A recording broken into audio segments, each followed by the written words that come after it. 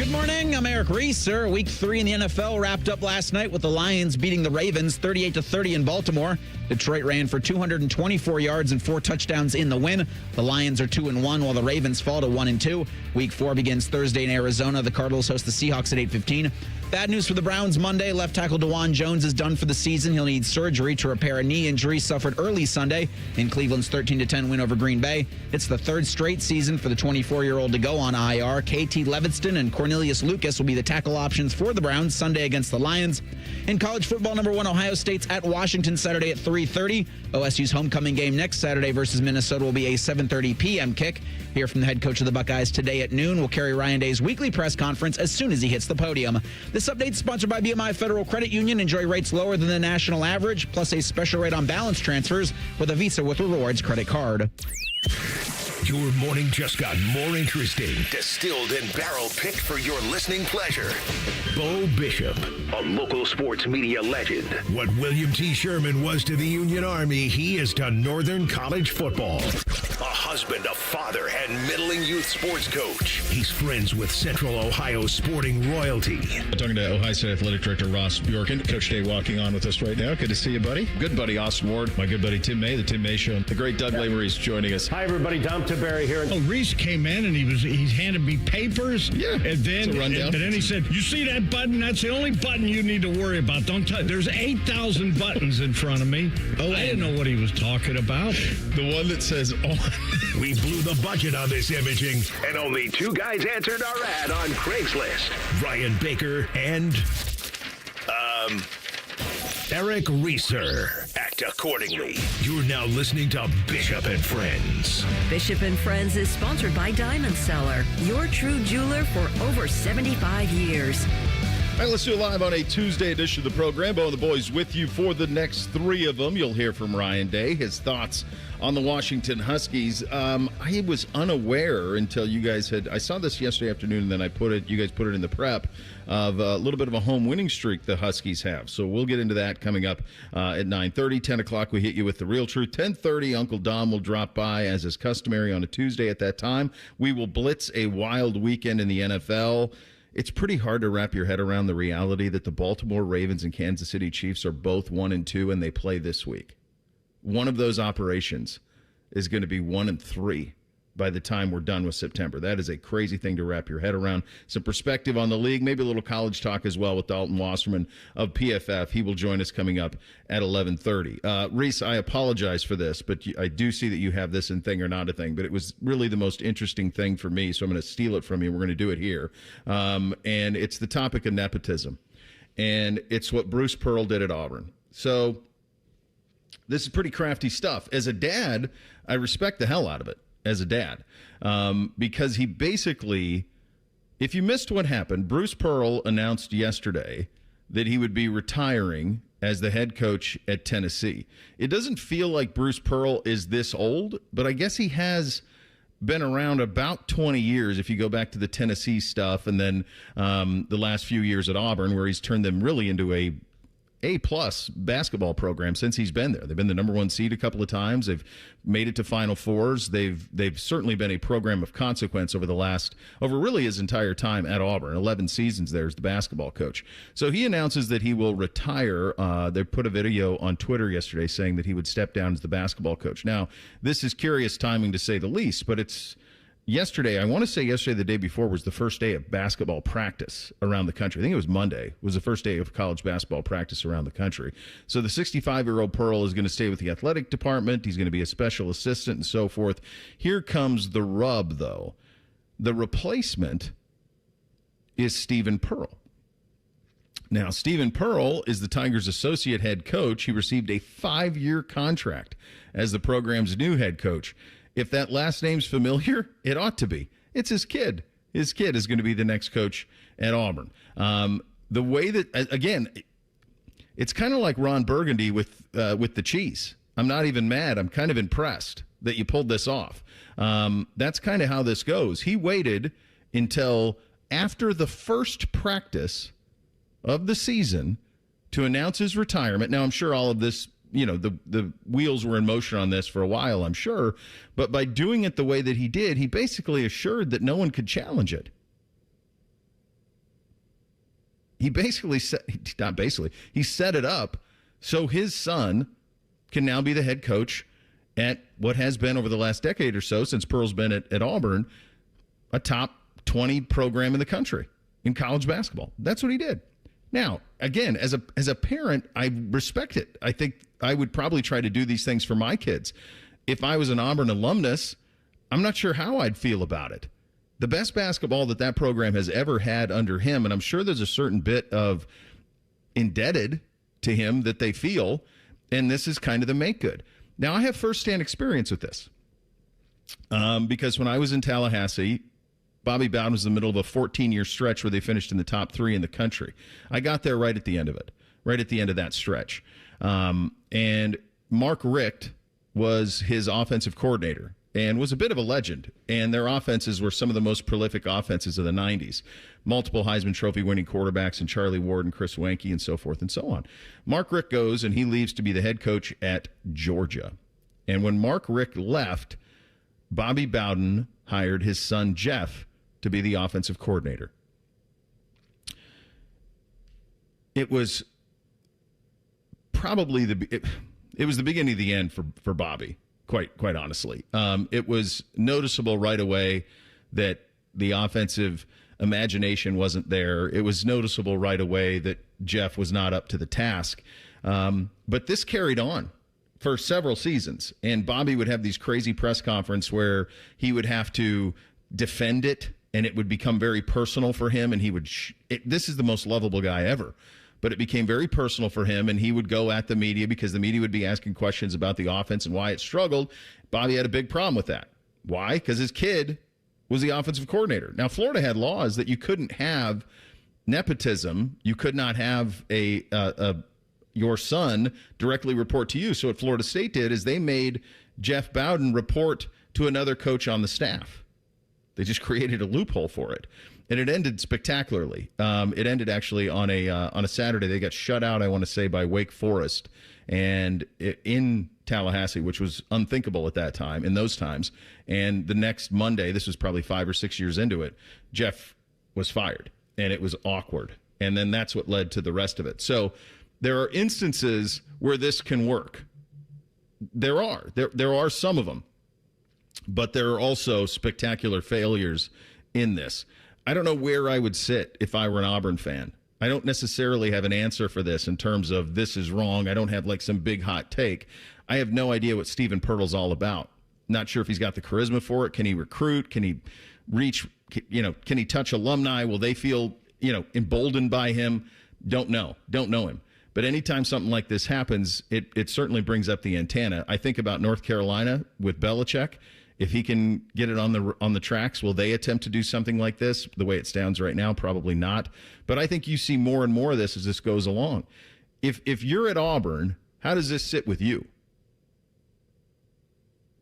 I guess you got to ask Charles Barkley, being their most prominent alumnus. But I'm always a fan of, if a coach has decided it's time, or the school has decided it's time for the coach, you do the national search.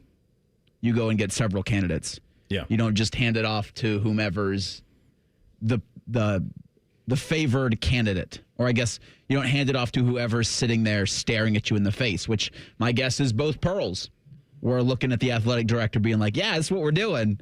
Yeah. And that's the direction they went. Now, it'll be easy to say, and because Pearl's coaching this season, right? Do I have that right? Or is he just done? He's done for good. He's done. That makes Steve-O it even worse. In.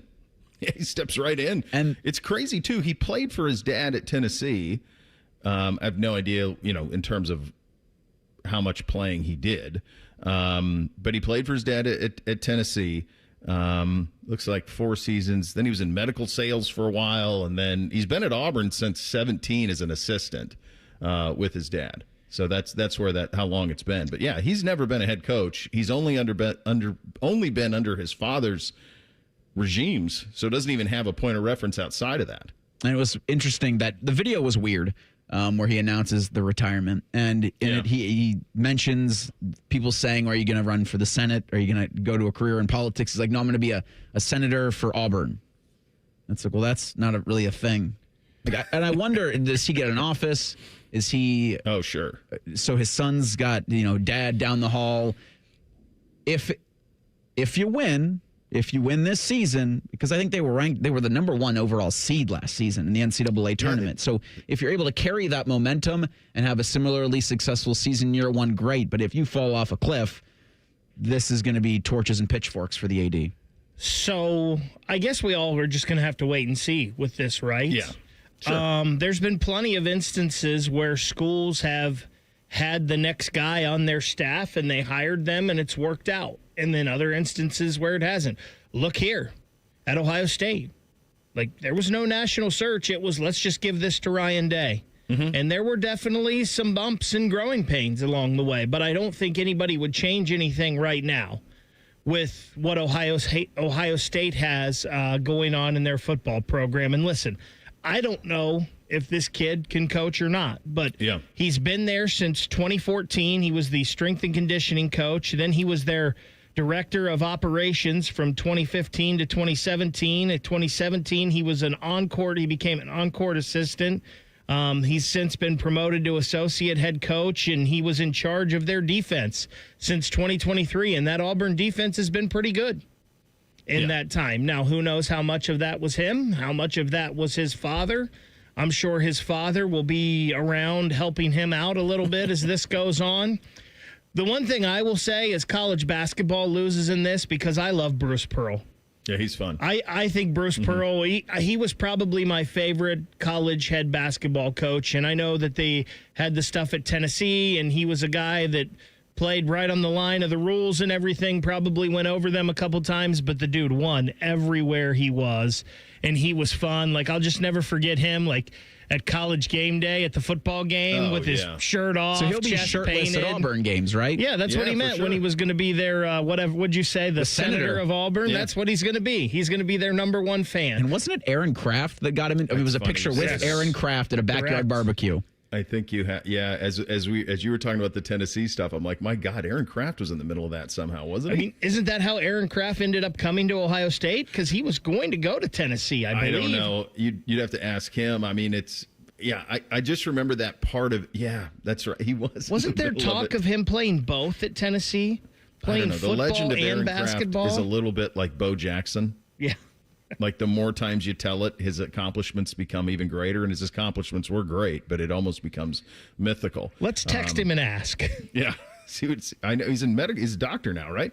But yeah, so I just think it's an interesting thing, and it speaks to, by the way, Jacob Reimer, congratulations. He's got the new work. Can you imagine how excited he'd be about this?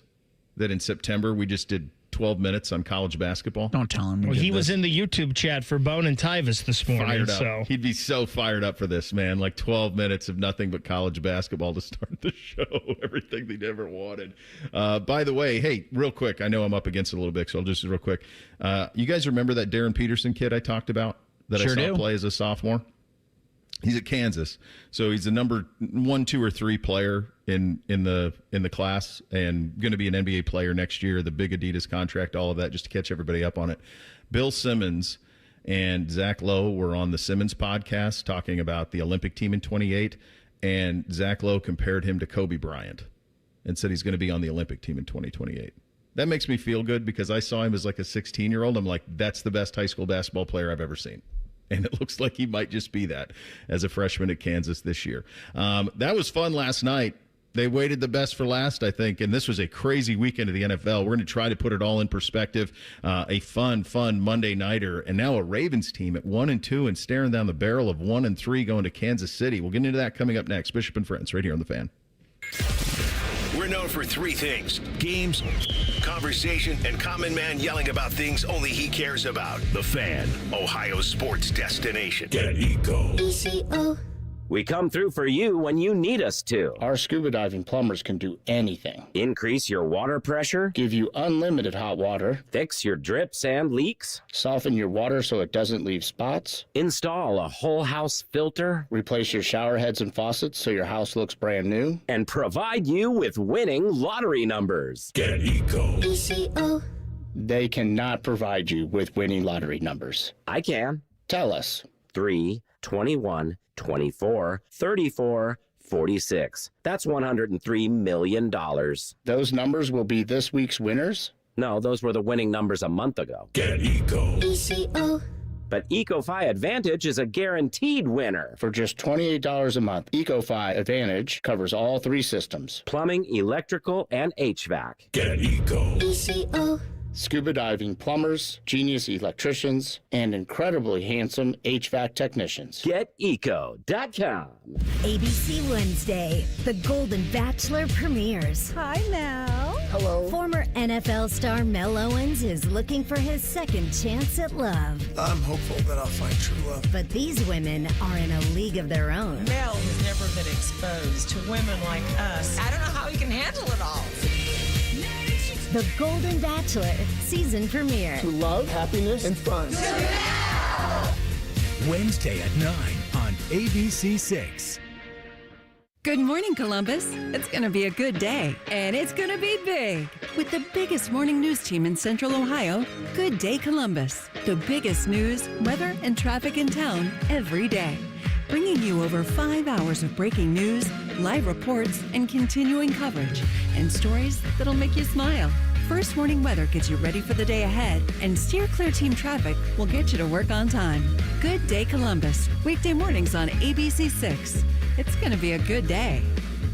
5 words no one wants to hear? You need a new roof. What do you do? Who do you call? How are you going to pay for it? Hey, it's Timmy Hall, and these are all questions that run through people's minds when they hear those 5 words. But if you pick up the phone and call Victor's Home Solutions, your new roof will be the easiest, most hassle-free home improvement project you'll ever do. Victor's has thousands of 5-star ratings for both customer service and high-quality installation. Plus, they offer a 50-year leak-free guarantee on every roof they install. And since no one wants to pay these high interest rates for a limited time, Victor's is offering 5-year, no-interest financing with minimum monthly payments for qualified buyers. So if you need a new roof, don't stress. Victor's Home Solutions has your back. It starts with a free 21-point roof inspection. It assesses the exact condition of your roof and what needs to be done next. Set up your inspection today. 866-VICTORS. That's 866-VICTORS or online at victors.com.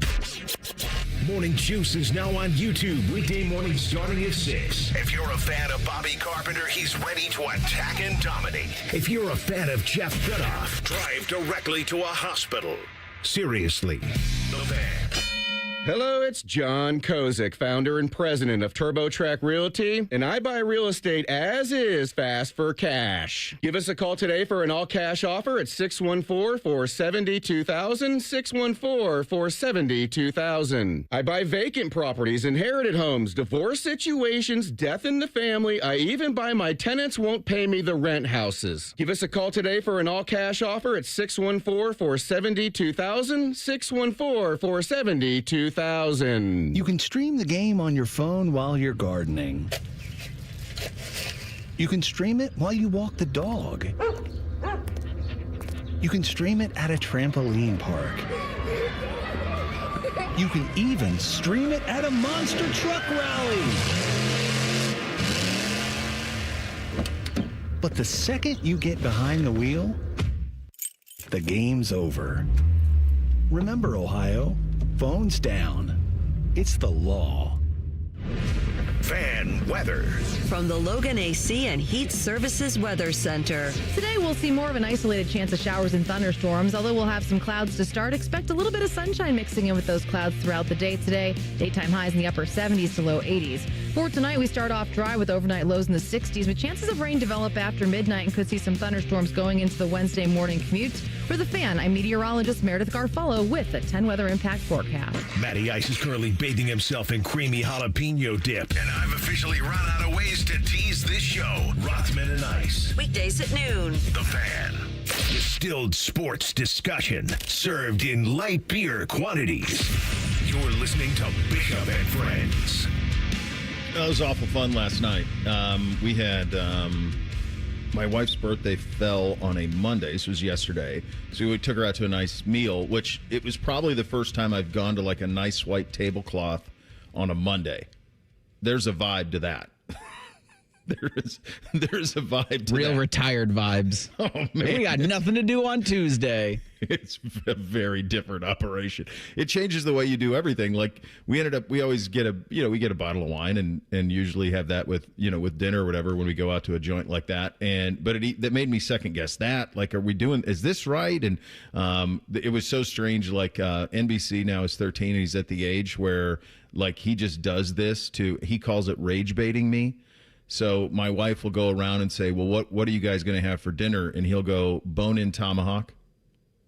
I think that looks good. And I'm going, no, it's a Monday. You're not. We're not doing that. And then he gets this smile, and I go, God, again, he got me again. Like he just keeps on doing it every single time. I think I'm going to go surf and turf. Oh, little surf and turf on a Monday? No, you're not. Go get the burger and enjoy yourself. That's the way that needs to shake out. Listen, you miss 100% of the shots you don't take. Well, he's shooting. Wait till he asks for the seafood tower. Dude, it's on a Monday. I'd like to try that ahi tuna appetizer. I bet you would.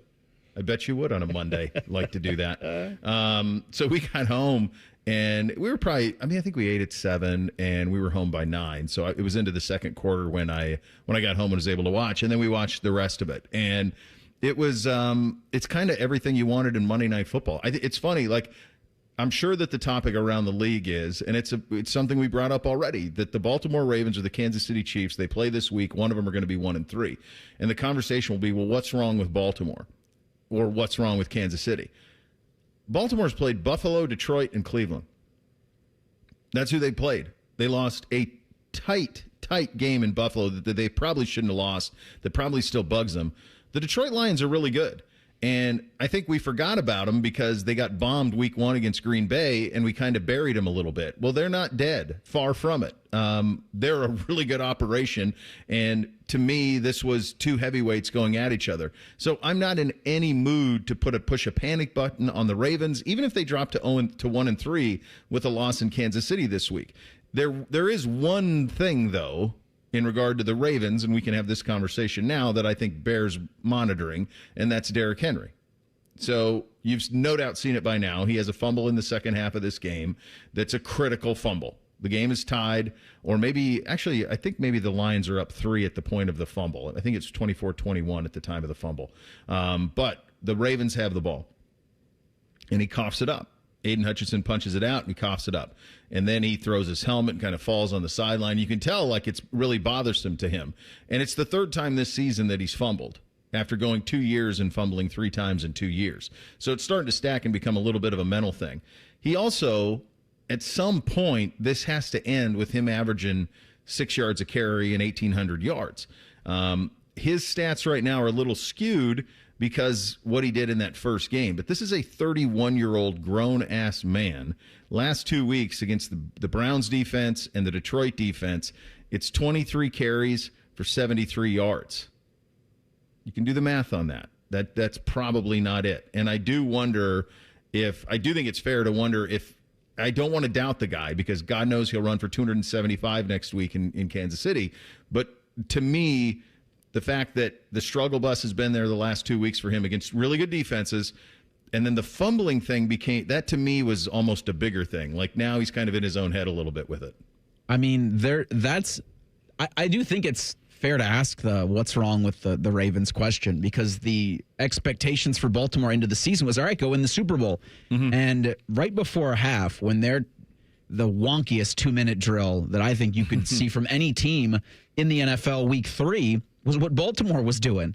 Yeah. Like Lamar Jackson's freaking out on the sideline, and they're trying to not go up tempo, but try to get a quick snap or break the huddle, run up to the line, and then for him to just roll out like that and cough the ball up. It's, again, if you're thinking about the length of the season and the expectation of them just make the playoffs, no, I don't think anything's concerning. But you stack the Derrick Henry fumbles, which has now become an issue with Lamar Jackson and sometimes incredible, and most of the time incredible play, but sometimes in games against teams with like talent, you're coughing up the football right before the half.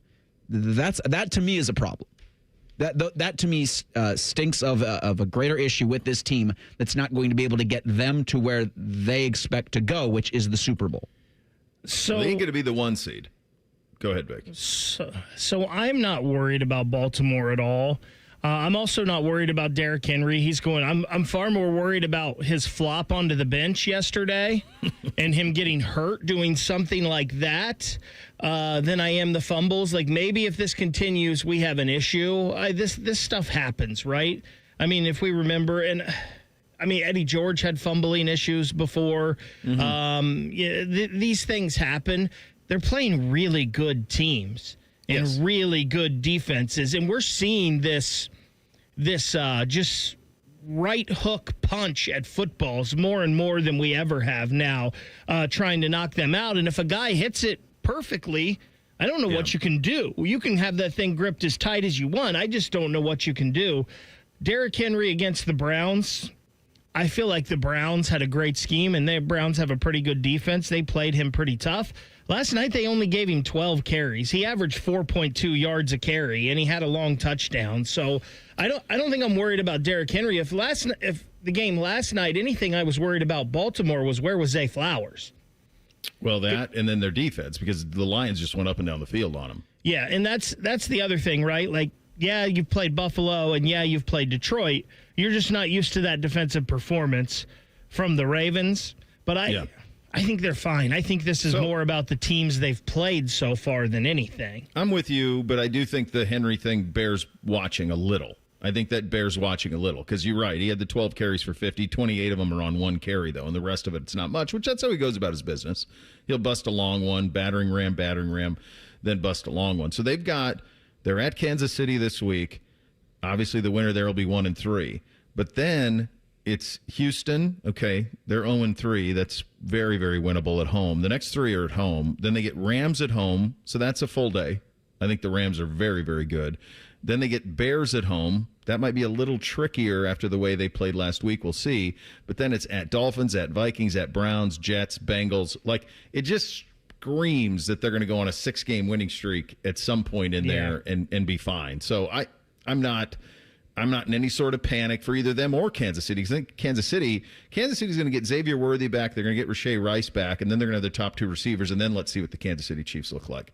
Now for Detroit, I think we slept on them collectively after getting beaten down the way they did by the Packers in week 1.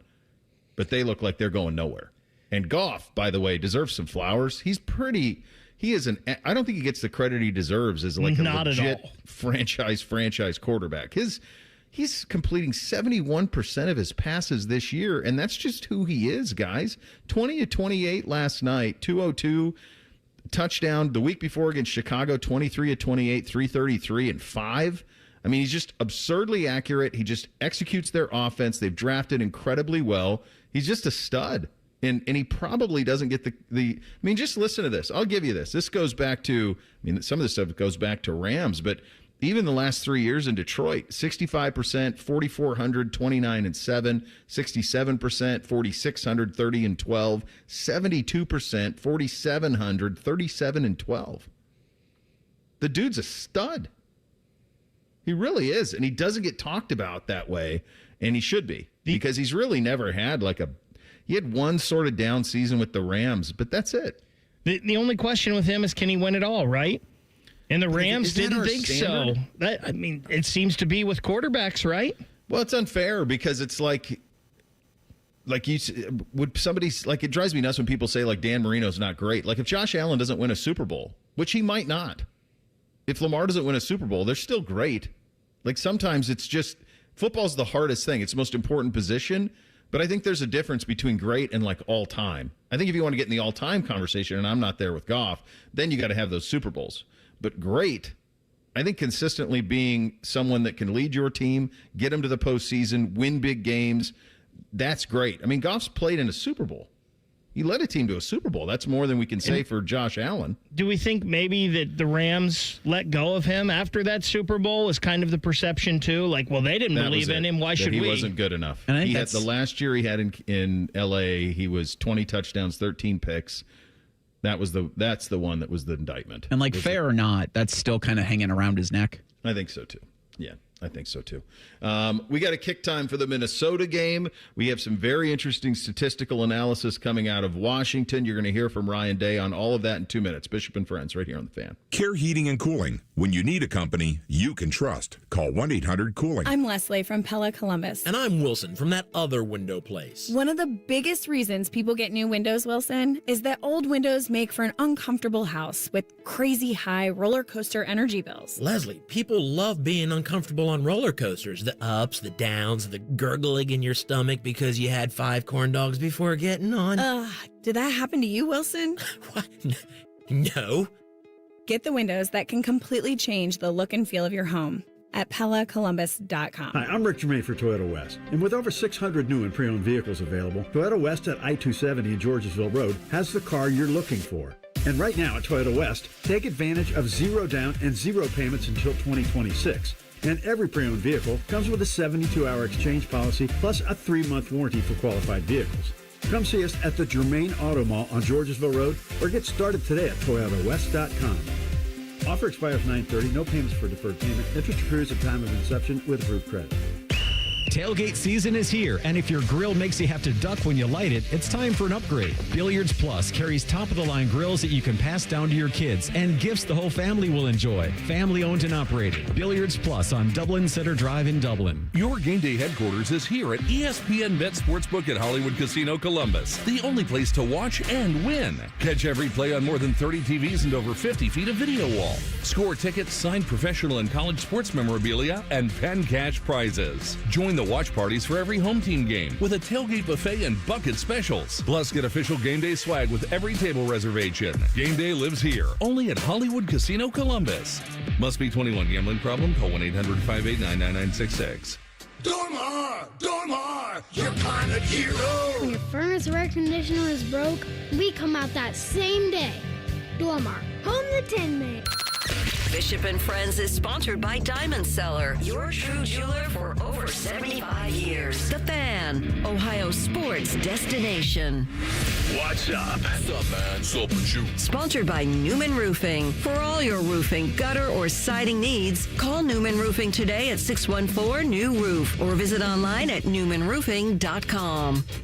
All right, here's what's up on a Tuesday edition of the program. Ohio State and Washington set for a 3:30 Eastern kick out in Seattle in a game that will be broadcast here locally on Channel 10. Buckeyes 3-0, number 1 in the country heading into this one. Washington matches the Buckeyes record at 3-0. Ohio State a 9.5-point favorite. Our good buddy Tony Castricone, who is the voice of the Washington Huskies and who is a fan alumnus, says some interesting things here. Buckeyes have played in the Pacific Northwest 4 times in the last 40 years. They are 1-3 in those games. Bombed in '86. Holy smokes! Number 10 Ohio State. Was that Earl's last year? Got bombed by Washington 40-7 out there. Then in 1994, Buckeyes went out to Washington and lost 25-16 in '94. 07. Ohio State went out there and won 33-14. I remember that one quite well. And then, of course, last year out to Eugene in a 32-31 loss to the Ducks. I think these are fun little statistical things. I don't think it means much of anything in regard to this game. One thing that is very real is that this is a massively long road trip. But this is what happens when you add those teams to it. I heard Jim Lachey on with AR yesterday talking about how going out there Thursday to get acclimated, have all day Friday. My guess is the 3:30 kick had something to do with that, because I want to say last year when they went out for Oregon, they traveled on Friday.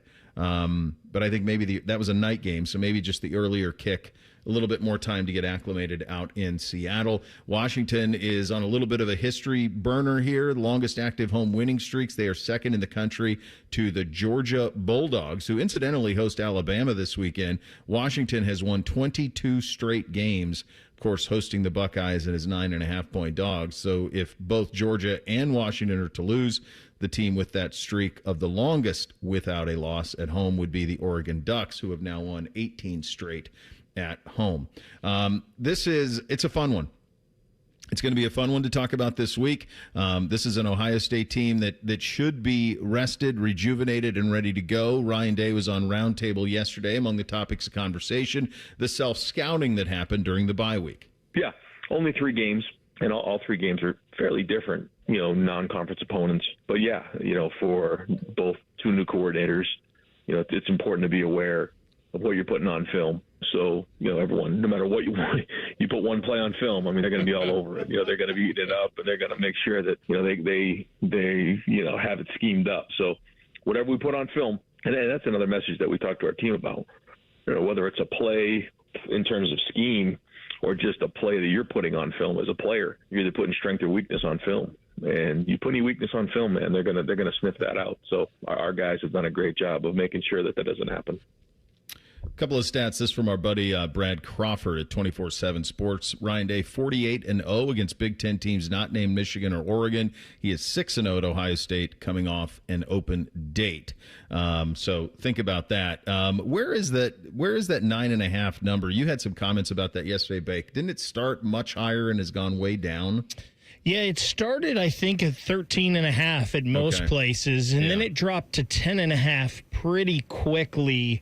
And then it got down to 9.5. When I was thinking this, I thought that line at 13.5 was pretty much right, because I feel like this is somewhere around a 2-touchdown, 2-score game for Ohio State. I think it's going to be close, and then they'll kind of pull away a little bit late, get an extra score. But the public must have really liked it and went hard on it because it came down quick. Yeah, it's weird, too, when you take a look at this Washington operation, because they are 3-0. This is a team that played for a national championship 2 years ago, and for whatever reason, they are getting really no respect at all nationally. Reese, I think you had this yesterday. They're not even in others receiving votes, which is strange because Fish kind of wins everywhere he's been, and it was tumultuous last year coming in and first year in the league and kind of we got to get going right away, but it seems like they're pretty well organized on their NIL. They've looked really good against, albeit lesser comp, beat Colorado State in the opener 38-21, all over UC Davis 70-10, and then they won the Apple Cup 59-24 last weekend out in Pullman, which is typically a little bit of a tough place to play, although Washington State's in a little bit of a struggle bus this year. But yeah, they probably deserve a little bit more credit than they have. They are very good in terms of the triumvirate on offense, and then defensively they get after you a little bit. This is the third scariest game left on the schedule behind Michigan and Penn State. That's kind of where I'm at.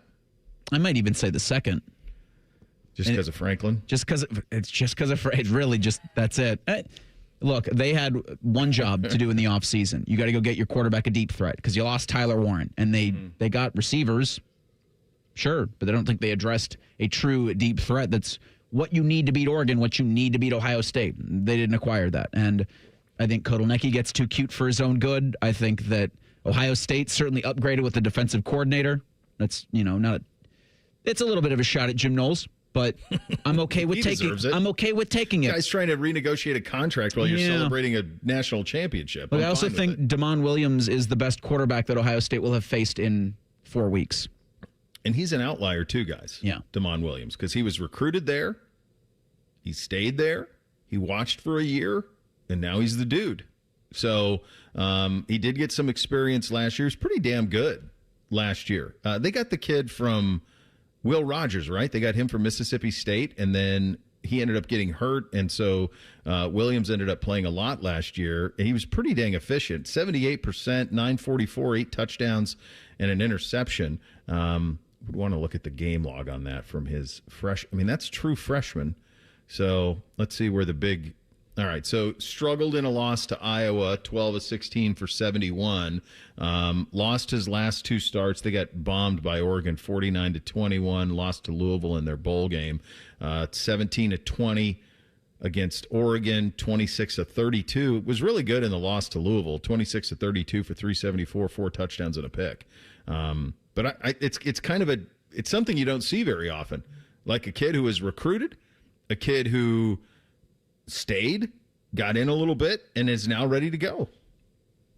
This is a confident team. This is a competent team that's going to have the number 1 team in the country coming to your building, a place where, to your earlier point, they don't lose.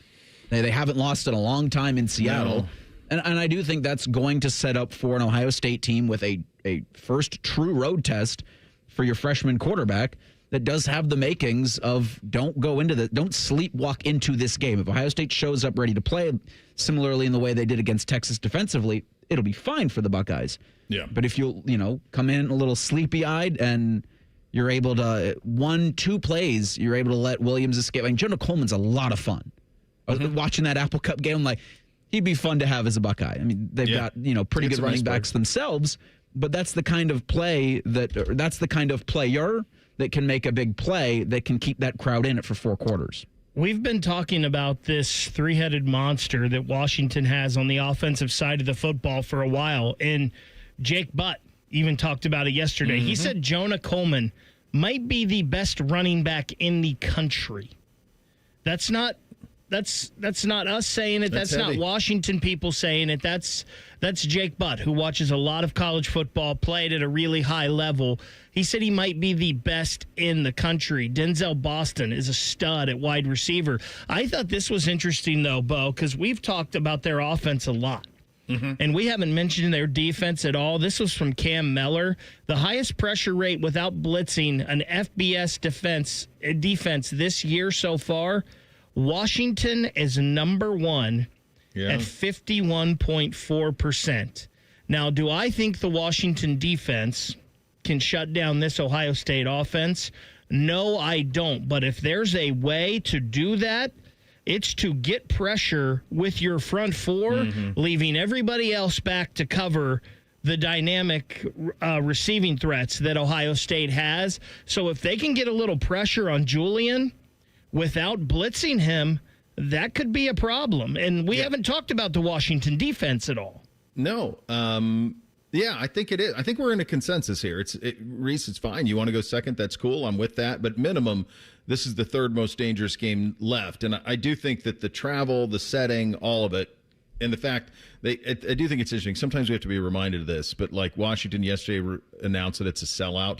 And it's like, what took so long? This is not everybody operates the way that you do here, but this is a very proud program that's won a national championship in me and Bake's lifetime, and it's a massive city, and it's a good coach, and they played for a national championship 2 years ago.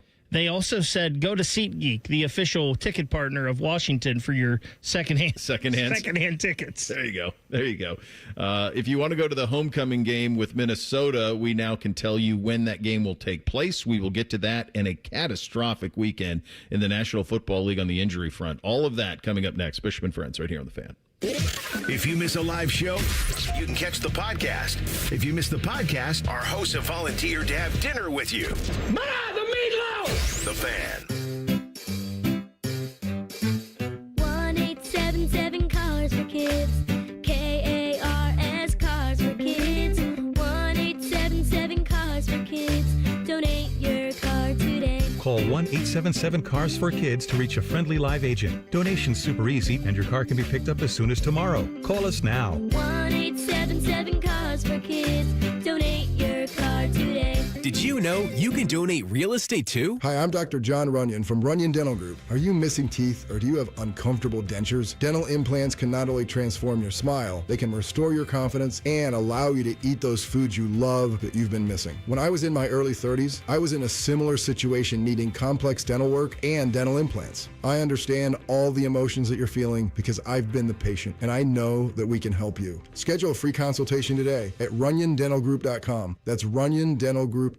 Did you know that Byers Airport Subaru is the oldest Subaru retailer in the entire country? And we're conveniently located right by the airport. We take pride in treating every customer like family because that's what's kept us around for generations. Right now, drive home a new 2025 Subaru Outback for 1.9% for up to 72 months. Start your journey today at ColumbusSubaru.com. Byers Auto, driving the next generation of buyers. Subject to credit approval. Financing offer term up to 72 months on 2025 Subaru Outback. Cannot be combined with any other incentive. See dealer for details. Offer ends 9/30/25. Scotty Vegas here. Smartest bet of the season? Bet on yourself. I needed a weight loss plan that fit into real life. Tailgates, road trips, kids' nights, and still lets you eat. Week 1 with Awaken 180, I was down 6. By the end, 45 pounds gone. That's with wings, chili, meatballs, sausages, all the good stuff. It's the Tailgate transformation. Structure, coaching, and food that tastes like a win. Make the smart play. Start your Tailgate transformation at Awaken180weightloss.com. Hey, it's Anthony. Tailgating. Hiking stadium stairs, players going out after the games. It's a great time of year. It's also the time of year I'm on my feet a lot. And there won't be a time when I don't have my personally fit arch supports from the Good Feet store in my shoes. They make all the difference for me. They help my feet, my hips, my back. They're not just like regular insoles. They're designed so I get firm yet flexible function. They actually correct poor foot biomechanics and give me even more comfort. The fitting process is simple. From the moment you walk in, the Good Feet store will personalize the process. From the pain that brought you to them in the first place to your lifestyle needs. They'll properly measure your feet and arch size. Then take the free test walk. If you love them, wear them home like I did. Your new arch supports will help you begin living the life you love without your feet getting in the way. Just stop by the Good Feet store on Polaris Parkway or Stringtown Road in Grove City and learn more at goodfeet.com. Hello, big voice guy here. I've been hired to tell you all about the Fans YouTube channel. Did you know you can immerse yourself in Buckeye goodness like Austin and Burb's daily podcast, The Beat? Yes, sirree, Bob. Subscribe today. Earn 2% cash back on purchases and pay 0% APR on balance transfers for 15 months with a new Kemba Financial Credit Union Visa. That's more rewards and less interest. Apply at Kemba.org. For purchases and balance transfers made in the first 90 days, restrictions apply. APR equals annual percentage rate. Variable and subject to change. Equal opportunity lender expires 10/31/25. They're trained. They're fired up. Let's do it. When you need heat, they can't be beat. They're Ohio State's undefeated heating and cooling team. For plumbing, drain, heating, and cooling, there's only one team. The Waterworks. Better care, better value, better results. Call the Waterworks at 614-232-2222 or visit them online at thewaterworks.com. A proud sponsor of Ohio State Athletics. Delaware County Veterans Services is ready to help you access VA benefits, emergency financial assistance, dental and medical grants, transportation, and more. Give Delaware County Veterans Services a call, 740-833-2010 to schedule an appointment.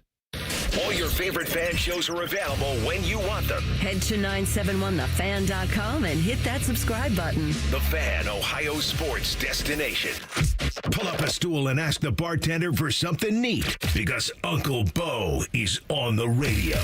This is Bishop and Friends. And sometimes the best gifts are the ones you don't wait for a holiday to give. And if you got a Buckeye fan in your life, my friends at Diamond Cellar are the place to go. They got the official jewelry of Ohio State, and their exclusive Buckeye collection is the real deal. From block O earrings to diamond script Ohio necklaces, these pieces are built to last and show off that Buckeye pride every day. And with luxury Buckeye jewelry starting at just $99, it's perfect. Just because surprise, or a way to kick off football season in style. Check out Diamond Cellar today and score the ultimate Buckeye gift. Trust me, your significant other will be quite pleased with it. Where are we with 7:30 for Minnesota? Did you see that one coming? Kind of. Yeah. Well, we had discussed, right, if there was going to be another one, that we thought it would be this one. So I don't know if totally surprised about I think that. There's a chance UCLA, but oh gosh, because I think that's the only way you make that game remotely interesting. Have some juice to it. Mm-hmm. But that'll be a peacocker. Yeah, this one's NBC. So yeah, it's funny. It's not updated on ESPN yet in terms of their kick times with all of that, and normally they're pretty good about it. So you're going to go 3:30 this week. You got Minnesota here, 7:30. Illinois. That screams big noon, doesn't it? Like they want to send the traveling big noon kick circus to Champaign for some reason. Yeah. Especially if they win this week against USC. Yeah. Gives it a little more. Okay, so I guess Ohio State fans are rooting for USC because that would take the shine off it, maybe? Put them at 3:30? I'm sure Illinois would want that game at night, would be my guess. There's usually a pretty good Buckeye contingent over there, though. So there's that one at Illinois, at Wisconsin. Who knows? I mean, Wisconsin might not win another game, quite honestly. I mean, they might not. And the thing for all the Fire Fickle stuff, I mean, the thing you have to remember at a place like Wisconsin is, all right, who's writing the check if you're going to? $25 million? Yeah, and it's like, if you do that, then you got to pay the new coach $7 million a year. So you really need $100 million to fire a coach. So there's two other pretty good Big Ten games the week Ohio State plays Illinois. Give them to me. You've got Indiana at Oregon, so that's not going to be big noon. 3:30 or 7:30, yep. That's going to be 7:30, I would guess. Well, yeah. I don't know, because you've got Michigan at USC. So that can't be big noon either. So Ohio State, Illinois is going to be big noon. That's a lock. So one of those will be 3:30 and the other one will be 7:30. Mm-hmm. Those are the three best. In the Big Ten, at least. You also that week have Red River.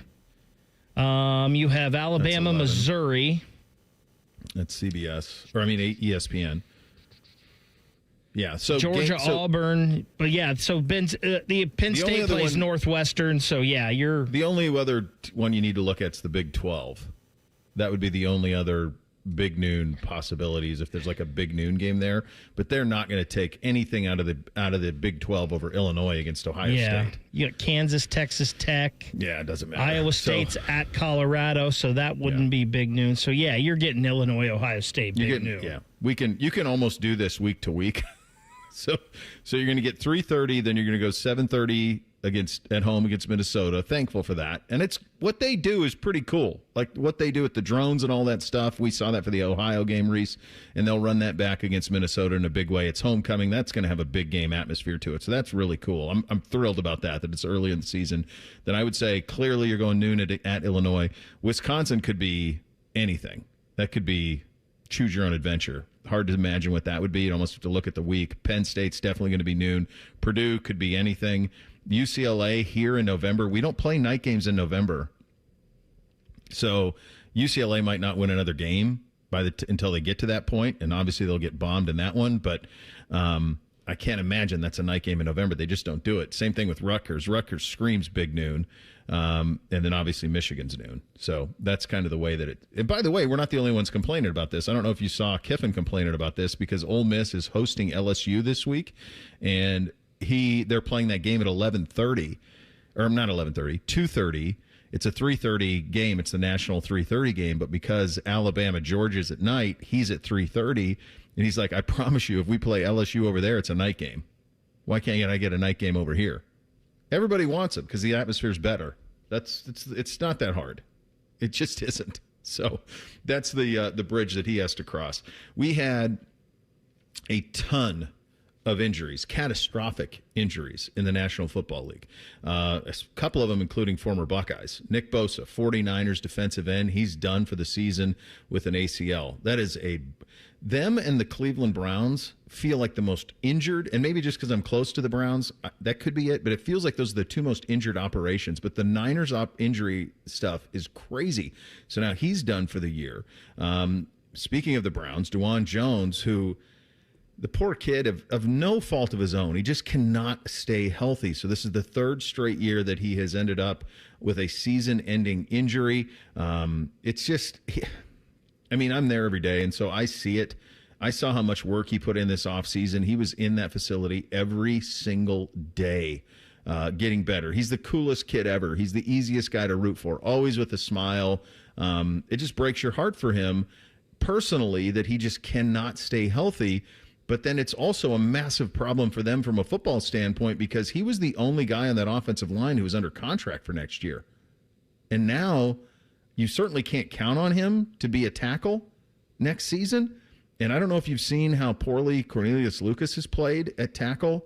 He gave up 9 pressures just last weekend. Still no update on Jack Conklin. So for this year, their tackle situation isn't great and going to get worse. And then for next year for them, I just don't know that you can go into next season counting on him to be a starter just because he just can't stay healthy.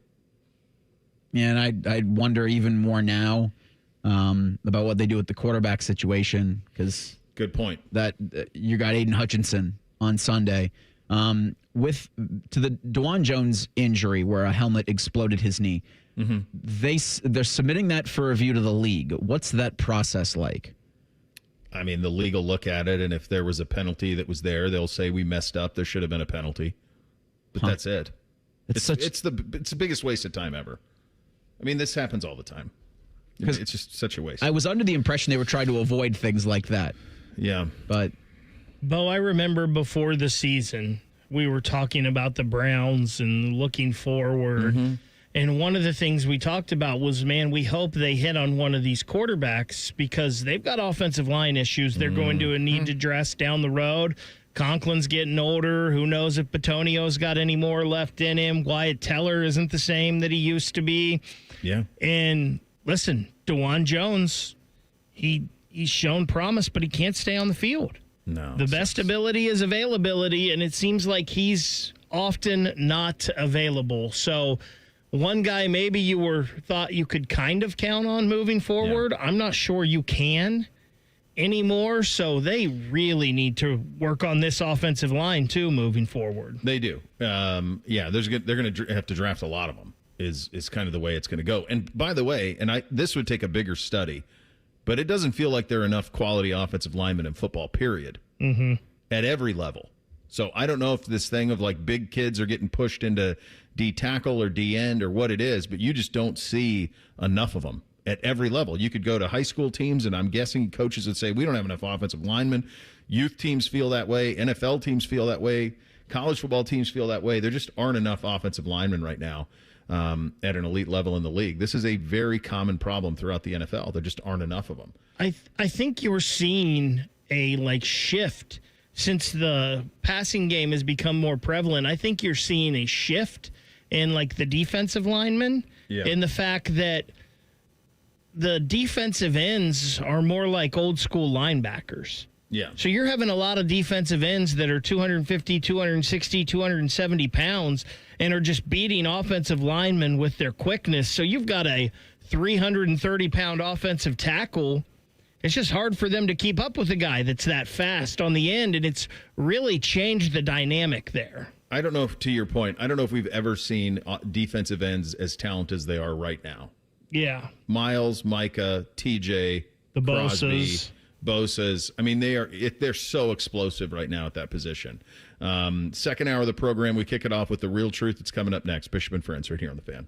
We've been your Jackets flagship station since day one. All the goals, all the action, all the memories. Your home for the Columbus Blue Jackets, The Fan, Ohio sports destination. Care Heating and Cooling. Honest technicians, honest pricing. Call 1-800-COOLING. Matty Ice here. Football is back, and it also marks the kickoff to huge savings at McDaniel GM Superstore in Marion. Right now, you can get a 2025 Chevy Silverado 1500 with up to $12,000 off MSRP for qualified buyers. Just imagine riding up to your tailgate party in a brand new Silverado from McDaniel. And McDaniel GM Superstore has been family-owned and operated for over 100 years. They're just a short drive north off Route 23 on 95 in Marion, or you can visit McDanielGMSuperstore.com. Chevrolet, together, let's drive. 5 words no one wants to hear? You need a new roof. What do? Who do you call? How are you going to pay for it? Hey, it's Timmy Hall, and these are all questions that run through people's minds when they hear those 5 words. But if you pick up the phone and call Victor's Home Solutions, your new roof will be the easiest,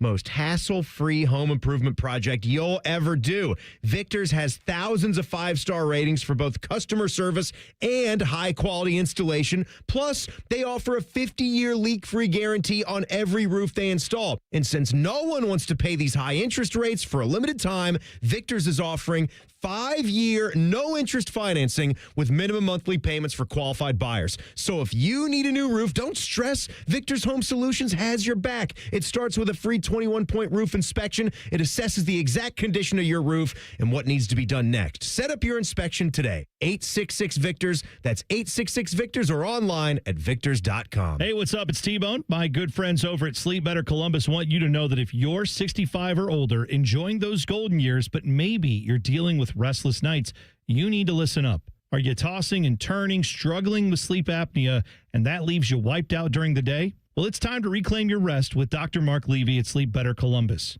As a leading provider in non-surgical sleep apnea treatments, Dr. Levy helps you breathe easier and sleep deeper with custom oral appliances, a comfortable alternative to CPAP.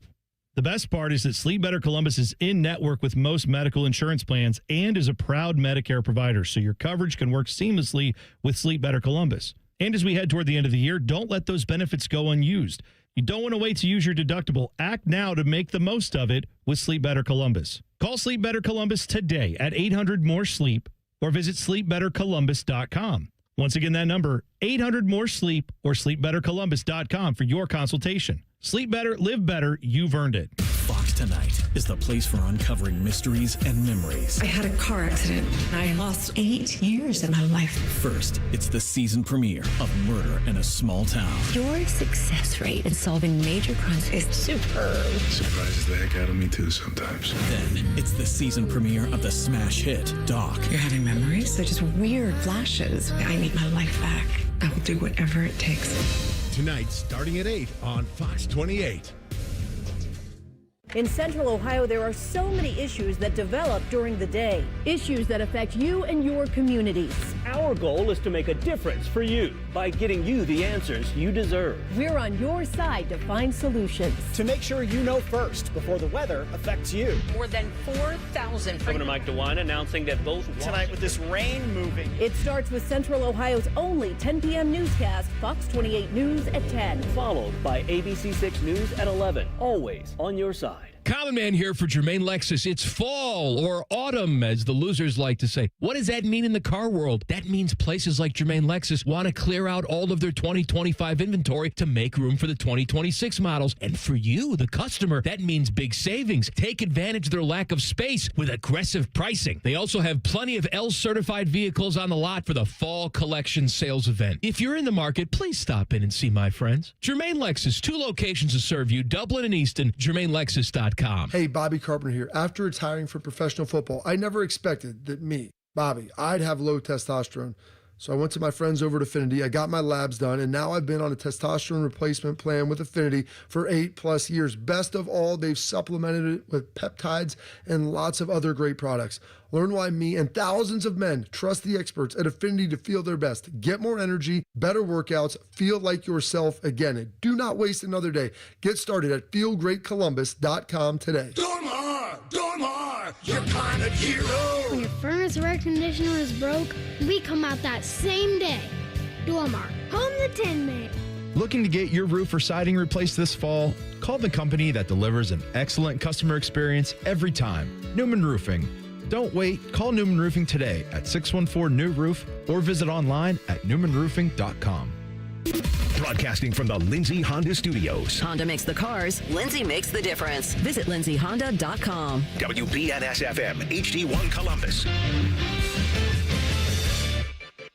Good morning. I'm Eric Reeser. Number 1 Ohio State's a 9.5-point favorite at Washington Saturday at 3:30. First road start for Buckeye quarterback Julian Sain. Ohio State hasn't played a game in Seattle since 2007. Buckeyes beat Washington 33-14 that year. Head coach Ryan Day will give his weekly press conference today at noon. We'll carry those comments live on The Fan when he hits the podium. Ohio State will host Minnesota next Saturday. That game will be a 7:30 p.m. kick on NBC. In the NFL, last night the Lions beat the Ravens 38-30 in Baltimore. Detroit ran for 224 yards and 4 touchdowns in the win. They're 2-1 on the year. Baltimore's 1-2 with the loss. The Lions will host the Browns Sunday at 1. Cleveland will be without DeJuan Jones. He'll need surgery to repair a knee injury suffered in the Week 3 win over the Packers. And in baseball, it's the final week of the regular season. Guardians host the Tigers at 6:40. Detroit leads Cleveland by a game in the AL Central. Same time in Cincy. The Reds host the Pirates. Reds occupy the final NL wildcard spot. This update sponsored by Whiskey War by High Bank Distillery. Keep your friends close and your producers closer. You're listening to Bishop and Friends. All right, second hour here on a Tuesday. Uncle Dom coming up in 28 minutes. Time now for The Real Truth. Bishop and Friends present The Real Truth. Sponsored by Diamond Cellar. Over 76 years of experience and guaranteed lowest prices on Sawmill Road or diamondcellar.com. The Big Ten's getting 4 teams in the college football playoff. One of them will be Indiana. Is that the real truth? Yeah, this is part of my eat crow for a week after they dismantled Illinois. Yeah, I think the Big Ten is getting 4, and I do think one of them is going to be Indiana. Look, Ohio State, anything can happen. Injuries happen, but in college football, usually chalk reigns supreme. So the Buckeyes are going to get in. Penn State's going to get in. Oregon's going to get in. I think it's all going to kind of even itself out. And you look at the Indiana schedule, and you just say to yourself, who's leaving out 10-2 Indiana? Nobody is the answer. So they're at Iowa this weekend, then at Oregon. So they'll be dogs in that one, obviously, but I'm not going to say they're going to get bombed because they just bombed Illinois. So Even if they lose that one, then it's Michigan State, UCLA, at Maryland, at Penn State, then Wisconsin and Purdue. They're staring at 10-2. And if the team that gave me a little bit of pause, because I like what they're up to so far, is USC. But here's the next 3 weeks for USC. At Illinois, Michigan at home, at Notre Dame. And then they close, their second to the last game is at Oregon. There are more than 2 losses in there for USC. So, yeah, I think it is the real truth. I think they're getting 4, and I think Indiana's going to make a return appearance. Light those cigarettes, baby. I think the Big Ten does get 4. Indiana, if they want to get in, they have to show well against Penn State and Oregon. They cannot get blown out. Like, they have to keep those within 2 touchdowns, preferably within 10 points, I think. And they also need Illinois to win this week against USC. They need Illinois to do as good as they can the rest of the way. Illinois still has a shot, I think. Mm-hmm. If they can beat USC, if they can show well against Ohio State. That game at Washington, though, is really tough for them. So I do think the Big Ten gets 4, and I think it would have to be Illinois because I don't think Washington's going to be able to do it. I don't think USC is going to be able to do it because you mentioned those next 3. So I do think it's going to have to be Indiana unless somehow that team up north can sneak in there. I don't want to talk like that. It's September in a good mood. I don't want to talk like that. I don't either. The Washington, they got to go. I think Washington's got. I mean, this is minimum requirement. They got to win every game they're supposed to. Then they got to go 2-2 against Ohio State, Oregon, Michigan, and Illinois. You brought up the curse word. Let's just see what's going on here with this schedule for Big Blue here. So they're at USC this week, host Washington, at Sparty, Purdue at home, at Northwestern, at Maryland, and then host Ohio State. I see how you conveniently just skipped over Wisconsin this week because, well, Wisconsin hasn't chalk that up. It's a bye week. Wisconsin hasn't deserved to be Biff mentioned. Poggi could be coaching that game. It won't matter. Yeah, it's a bye week. I mean, basically, if you're Michigan, you can have one more loss. Here's the moral of the story, kids. 10-2 and you're in the Big Ten. That's where I'm at. I think to that point, on November 8th, Indiana is at Penn State. And so I think that's the eliminator because I think it's 3 teams. And I think loser of that Hoosiers-Nittany Lions game, I think is out. Because Penn State's got also Oregon and Ohio State on their schedule. So the pushback on that would be then who is getting 2 out of the ACC or the Big 12? Big 12. It would be the ACC would be the one that would make sense because you have Miami sitting there at 2 and Florida State at 8. So they have 2 of the top 10 teams in the country a month in. So that would be a little bit of the fly in the ointment. And then from the SEC perspective, because here's what's going to happen in that league. You're going to have cannibalism. They're all going to eat each other up. Like they are going to. I don't think anyone's getting out of the SEC at anything better than 10-2. I really don't. I think they're all going to take L's. Guys, LSU is a home dog. Or I'm sorry, they're a dog at Ole Miss this weekend. I mean, so that you're going to have some carnage in that league for sure. Does a lot of this hinge on Notre Dame too, and what they do the rest of the way? And their schedule's pretty easy. We sure they're a playoff team? 10-2 will do it. No, I don't. But don't they have like one wonky loss just waiting for them in November, or maybe in 2 losses? I should say October. Their 2 losses they have are good. I mean, don't sleep on them losing at Arkansas this week. Because defensively, Notre Dame's a mess right now. Chris Ash is there. He's a D coordinator. They're a mess. Absolutely go Hogs. At Arkansas at noon, that's kind of a sleepy one to watch out for. Yeah, the bottom part of their schedule is pretty easy, though. They should cruise if they can, a couple of trap games in there. 10-2, Notre Dame's getting in, though. Ohio State should consider changes to the stadium environment before the Minnesota night homecoming game. Is that the real truth? Yeah, I think you got to consider everything, but I don't think you can bail on anything. The simple thing I would do right away is I would just time up the celebrity bell ring with the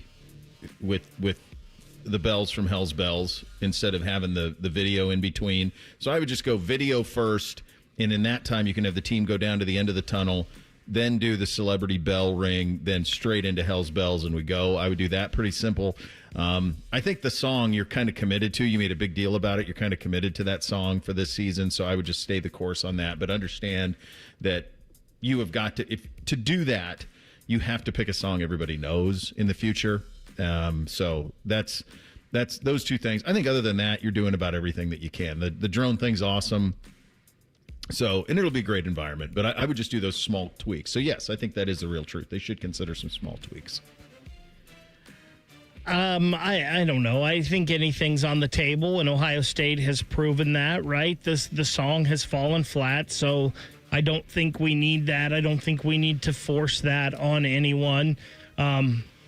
You obviously know my feelings on what you said, Bo, about the bells timing up. Like, that's the first thing I kind of felt like, man, this is really cool. The timing is just off a little bit. Mm-hmm.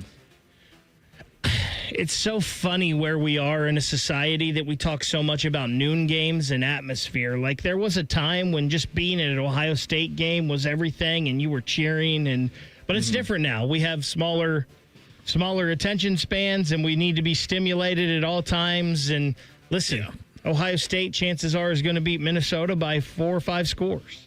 Yeah. And that's just boring to people. They don't care. They need to be entertained. So, do whatever you can, Ohio State, but I'm just kind of tired of talking about all this. Well, then find another show. I know. This is all we're going to do for the next 3 months. I understand. I get it. I mean, I'll get Reimer right in here. I'll do college basketball. Just want people to be fired up that they're in the shoe regardless. And I do think this is You're an old soul. You're an old soul, Bake. And I do think this is part of this, they have priced the tickets at a point where you can't get like all of those families and people in, and it's just a bummer. Here's what they want. They want a social media post showing 105,000 people singing at the same time. That's what they want. Because then it's like, oh my God, that's awesome. I got to be a part of that. Because that's how kids view things. And they're trying to, that's what this whole thing's about. It's all about that. So that's what they're trying to get done. And I appreciate the effort. I appreciate the effort. Just real quick, the Browns helmets for Sunday, the brown ones, actually worked. Is that the real truth? I was so skeptical. So when I got word that they were going to do something like this, it was a little bit before it was released, and I was like, oh gosh, I don't know how you do that, because you hear brown helmet and you think I don't know how that works. I thought it crushed, and more importantly than me, like, my kids loved it, and I think it looked kind of menacing, and I think because they went so dark. I mean, it was almost like musket brown, it was so almost black. And by the way, they are the Browns. I don't know why they have the orange helmets to begin with. They had white originally. Obviously, it's been tradition now for a long time, but they are the Browns. Yeah, I thought it worked. I think that is the real truth. Yeah, I don't think there was anything wrong with it. I think there was worse things that they could do, and you can only do so much with a Cleveland Browns helmet, right? Yeah. You got white, you got orange, and you got the brown. Those are your colors, and you don't really have any logos, or you're not putting the bulldog on the side of the helmet or anything, and you're not putting Brownie the elf on the side of the helmet. So yeah, I think it was good. I would love to see, like we talked about yesterday, maybe a tweak with it and just put the normal stripe on the helmet and wear the white jersey with the brown pants. I think that would look pretty cool. But yeah, I mean, as far as alternate uniforms go, they were fine. They were all right. Where'd you sit with it, Reese? I liked it. I think they look really good on the field. Again, I had all the skepticism in the world naturally, but I did appreciate how they leaned into the dude wipesness. Like, I appreciate how that was the sponsor, and they didn't play like poop. Yeah. So it all worked, I thought. Was the kid from Olentangy that fell off of the dude wipe float when they did the promo video there this week? Well, have they found him yet? Just, I don't know. Lake Erie's really deep. Yeah. It's like 7 feet deep right there. So you got to be careful. Browns shocked the Packers, and here's the real truth on them. Defensively, they're as good as anybody in the entire National Football League. In fact, they're the best in the NFL. So now what? We'll get to that coming up next. Bishop and Friends right here on The Fan. Unlike your deadbeat uncle, we'll never leave you stranded in a ditch when you were 6. This promo may have been a touch too specific. The Fan. Hi, I'm Dr. John Runyon from Runyon Dental Group. Are you missing teeth or do you have uncomfortable dentures? Dental implants can not only transform your smile, they can restore your confidence and allow you to eat those foods you love that you've been missing. When I was in my early 30s, I was in a similar situation needing complex dental work and dental implants. I understand all the emotions that you're feeling because I've been the patient and I know that we can help you. Schedule a free consultation today at runyondentalgroup.com. That's runyondentalgroup.com. Away game this week, but that just means you can make the ESPN Bet Sportsbook at Hollywood Casino Columbus your home for Saturday football. Join the Fan for the tailgate show and then party with us with the ultimate watch party. We have football contests with amazing prizes. There's wall-to-wall screens, ticket and memorabilia giveaways, and unbeatable game day food. Can't wait to see you at the ESPN Bet Sportsbook on Saturday. Must be 21 or older to enter. Gambling problem? Call 1-800-GAMBLER.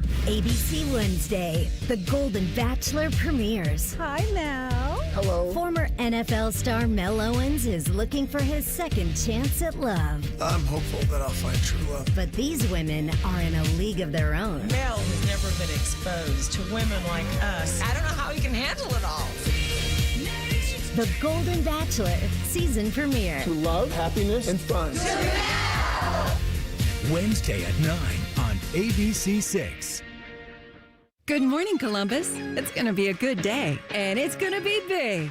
With the biggest morning news team in Central Ohio, Good Day Columbus. The biggest news, weather, and traffic in town every day. Bringing you over 5 hours of breaking news, live reports, and continuing coverage, and stories that'll make you smile.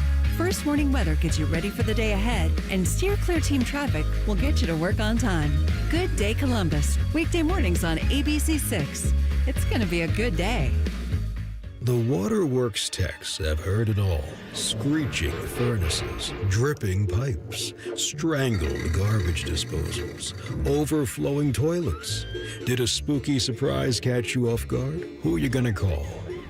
No, not them. Call the Waterworks at 614-232-2222. We provide better care, better value, better results, and will take on any drain or heating and cooling nightmare to come your way. Happy Hallow Waterworks.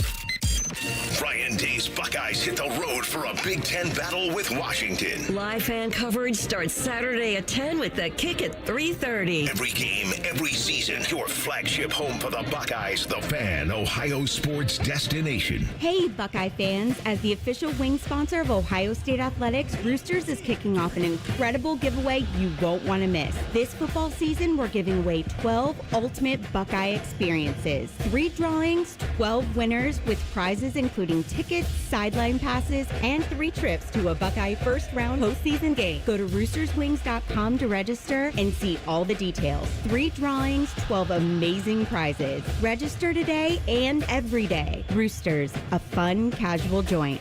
Hello, it's John Kozik, founder and president of TurboTrack Realty, and I buy real estate as is, fast for cash. Do you want to sell your property, however, you need a little help getting through the process? Let's say you have years of belongings in the home. It needs a lot of updating. You're overwhelmed. You might not be big on technology, and you may need help finding a place to go. I will help you.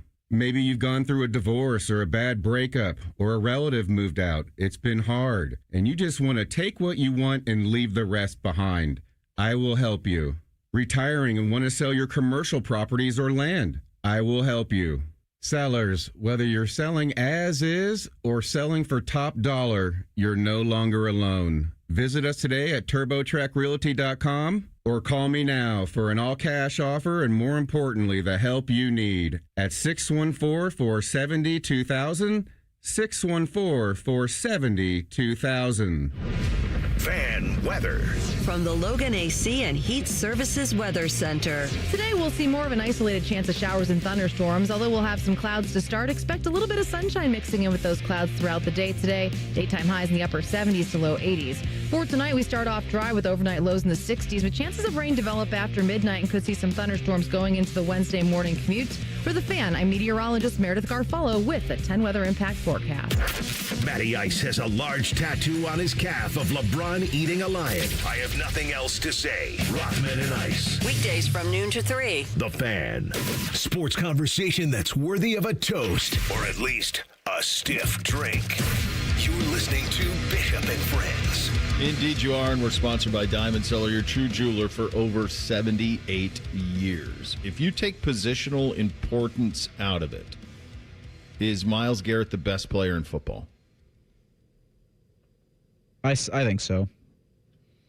I mean, I don't believe so. Yeah, man. I want you to like. I don't believe so. I'm not the best player in college or in pro football.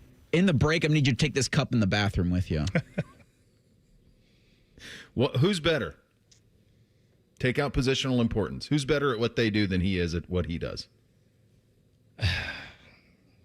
I mean, that's really tough to do, right? Take out the important. Like, I think Patrick Mahomes is great, even though he's not seeing it right now. Sure. But I think what Patrick Mahomes does at the quarterback position is things we've never seen before. So here's how you do it. Is because obviously the quarterback position is the most important position in all of sports, and it's weighted appropriately. Like if you were redrafting the NFL, you'd probably take 8-10 quarterbacks before you take another position player. But do it this way. Is Patrick Mahomes demonstratively better at what he does than everybody else who plays his position? Because Myles is.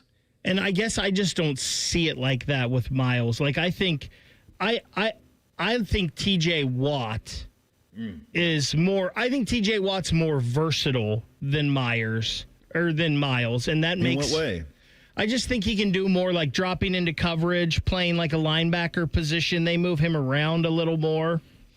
And again, we're like splitting hairs here. It's also kind of hard, like, is Myles, and I get what you're saying about the comparison to the other people at his position. Mm-hmm. But like Justin Jefferson and Jamar Chase are cheat codes at wide receiver, I feel, too.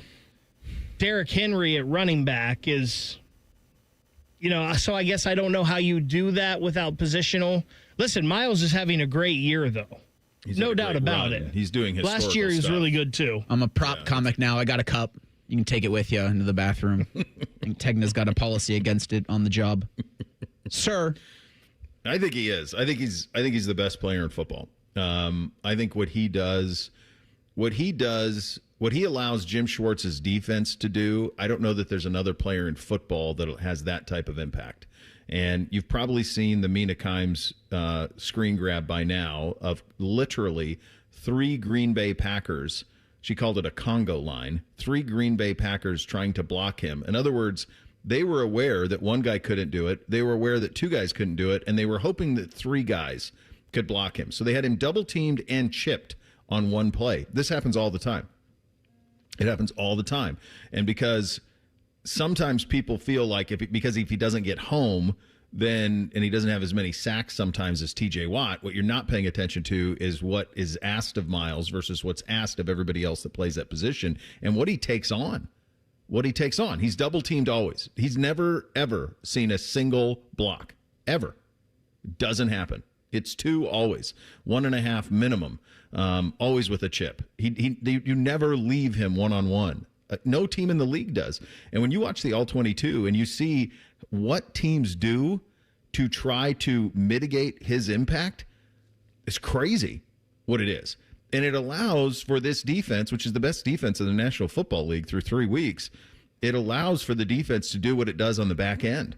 And it allows for the other guys on that defensive line, which, by the way, was going to be a monster and has been a monster already. Mason Graham looks really good. He had a great game on Sunday. They're getting Mike Hall back. Good luck blocking all that. So it allows for all of those things, and then it allows for what happens on the back end.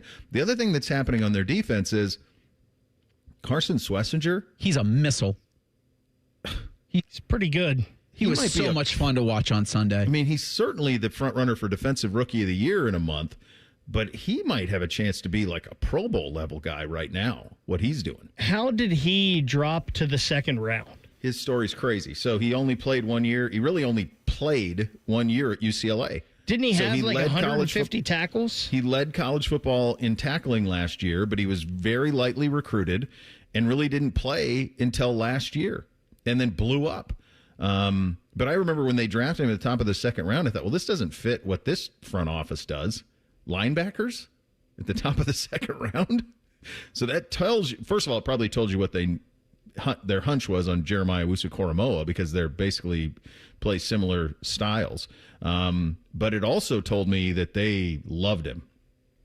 And he's validating all of that with what they ask him to do. But I think all of it starts with Miles.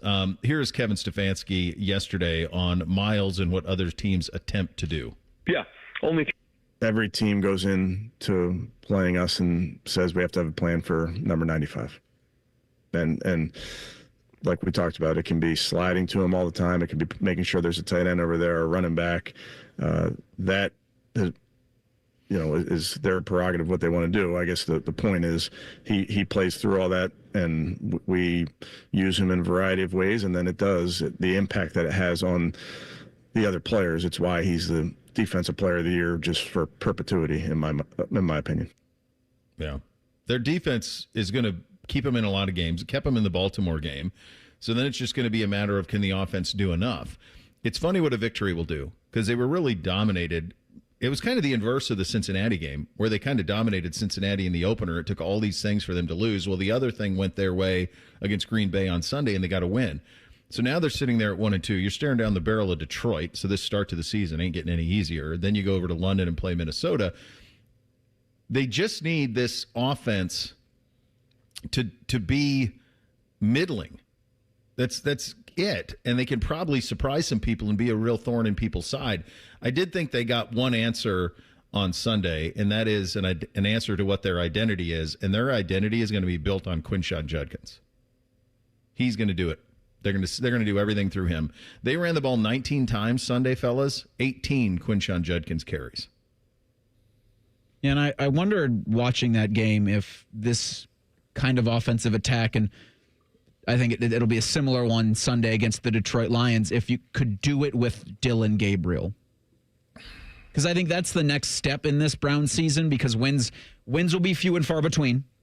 They're going to be clunker. If they get wins, they're going to be clunky games like the one against the Packers. Yeah. But now you've got to, I think, take honest steps into figuring out, what are we doing with the rookie quarterbacks? What are we doing to make sure that at the end of the season, we've got a better answer as to what our two first-round picks are going to be, if they're going to be quarterback at all. The other one better be Caleb Downs. But I think that's the answer that you needed. That's the one answer you need to have, I think, at the end of the season. I think you need to start taking steps to get that. I will say this, and Bo, I have a lot of questions about Barry and Stefanski. Mm-hmm. But if one of these quarterbacks, and they don't even have to be great, but if one of these quarterbacks turns out to be the Browns starter for 5 years, mm-hmm. This early on looks like it has the potential to be an all-time draft for them. With great. Mason Graham, the way he's playing and helping opening up things on that D-line, with the way Schlesinger's playing, Quinshon, it's only been one game, but man, he surely looks really good. I don't know, the Dylan Sampson pick is kind of redundant, because I feel like he's an awful lot like a Jerome Ford, but he's a guy that could be a great third down back and a weapon out of the backfield. This draft, and Harold Fannin, I can't forget him. This draft, if one of these quarterbacks is just decent, this could be like an all-time draft for the Cleveland Browns. Buddy, you didn't even mention Isaiah Bond, who they didn't draft, but it's a second-round talent. I'm going to tell you, on the All-22, Isaiah Bond shakes free a lot. A lot. And I don't know if my hunch is Joe's just doesn't trust his tackles. So he's just trying to get the ball. Go watch the flea flicker play to Fannin and see how open Isaiah Bond is in the honey hole. There's no one within 20 yards, but he doesn't see it, I think, because the play was to Fannin, but you got to look there first. And I just think that he's just under constant duress because of they're out their top two tackles in that game. And so he just doesn't trust it. So to answer your question, Reese, about Dylan Gabriel, if Dylan Gabriel can get it out quick and throw it, there are plays to be made. So, yeah, at some point, that needs to be the case. I'm just not sure when it is. Because Joe's doing, that would be a tough conversation, I think, too, maybe for some of the veterans. He's so popular. And And so you just got to get him to be able to trust down the field a little bit more. We'll talk to Uncle Dami coming up Tuesdays with Tiberi in 2 minutes. Bishop and Friends right here on The Fan. Care Heating and Cooling. When you need a company you can trust, call 1-800-COOLING. I'm back to doing what I love and more, thanks to the Good Feet store. Visit the Good Feet store today. Walk-ins are always welcome. Visit the Good Feet store on Polaris Parkway near the Polaris Mall or on Stringtown Road in Grove City.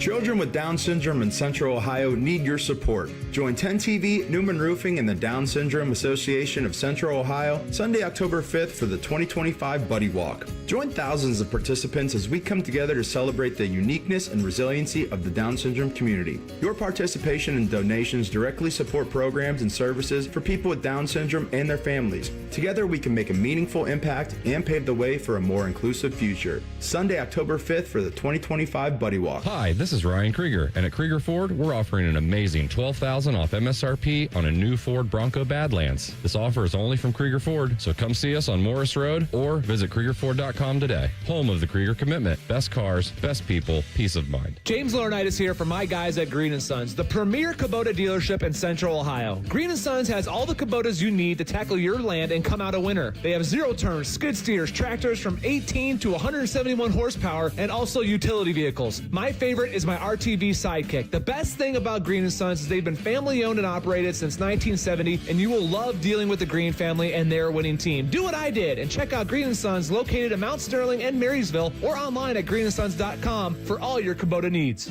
Script Ohio necklaces, Blocko earrings, Ohio State bangles, and more. You'll find an exclusive collection of luxury Buckeye jewelry you'll love at the Diamond Cellar, starting at $99. Show your Buckeye love at the Diamond Cellar, proud sponsor of Ohio State Athletics. Dormar, your climate hero. When your furnace or air conditioner is broke, we come out that same day.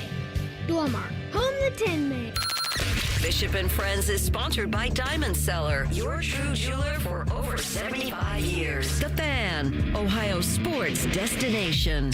Bishop and Friends present Tuesdays with Tiberi. Sponsored by Dr. Mark Levy. If you're snoring and not sleeping, call Dr. Mark Levy today at 1-800-MORE-SLEEP. What'd you do on your bye week, buddy? I worked. Just worked. Even Saturday? Yeah, I was there Saturday. I worked. Well, everybody else was gone. The kids were gone. I know, but someone had to do it, so I did it. Soldier. Yeah. No, I worked. It was fine. It was good. I watched football, you know. I was surprised with the way some of the college games went this weekend. Which one surprised you the most? The biggest? Yeah. You know, I thought Illinois was pretty good, and holy smokes, was that an eye-opener. You know, I was worried, and you know, you're always worried about going on the road. I don't care where you're going. I mean, you think about some of the great teams Urban Meyer had, Tress had, and some of the losses they took that were on the road, and you just scratch your head. And, you know, but that was a beatdown. I don't think anyone saw that coming. I remember going into the game, I was a little surprised because Illinois is ranked higher, and it just goes to show Vegas knows what they're doing. It's so but funny. they had Illinois was what, a 6-point dog. 6.5 point dog. I said that when I did the picks. I'm like, something's not right here. And then I still didn't listen to myself. And then to watch what he did, and you know, I know the guy at Indiana is a polarizing gentleman. I personally think he's good for the game. I think, you know, that's why I like Brett Bielema. He's good for the game. He's a color. I mean, you know, I like the flavors. I like that kind of stuff. And, you know, Google me. Well, anybody that Googled that's, you're saying, holy smokes, what the heck? That was amazing. Michigan won. You know, I was, I don't know, Dylan Raiola, you know, he was going to be here and all this, and I was expecting to see, you know, this guy was going to be, he's okay. But Nebraska, I mean, you know, I go back to them and you look at what they've become. You know, this was a powerhouse national championship program. and you think about where they are now, and you think about where they were, for instance, when Bo Pelini was coaching them, and that wasn't good enough, So I don't know. I mean, in the world of NIL, I don't know if Nebraska will ever be a good fit again. Do you think? Well, they got money, but it's a tough. You remember what Bo State, but yeah, and they got some Berkshire Hathaway money there, so that usually spends pretty good. What I'm curious about, but you remember this? You remember when you went and talked to Pelini first time Ohio State played out there, and he talked about recruiting.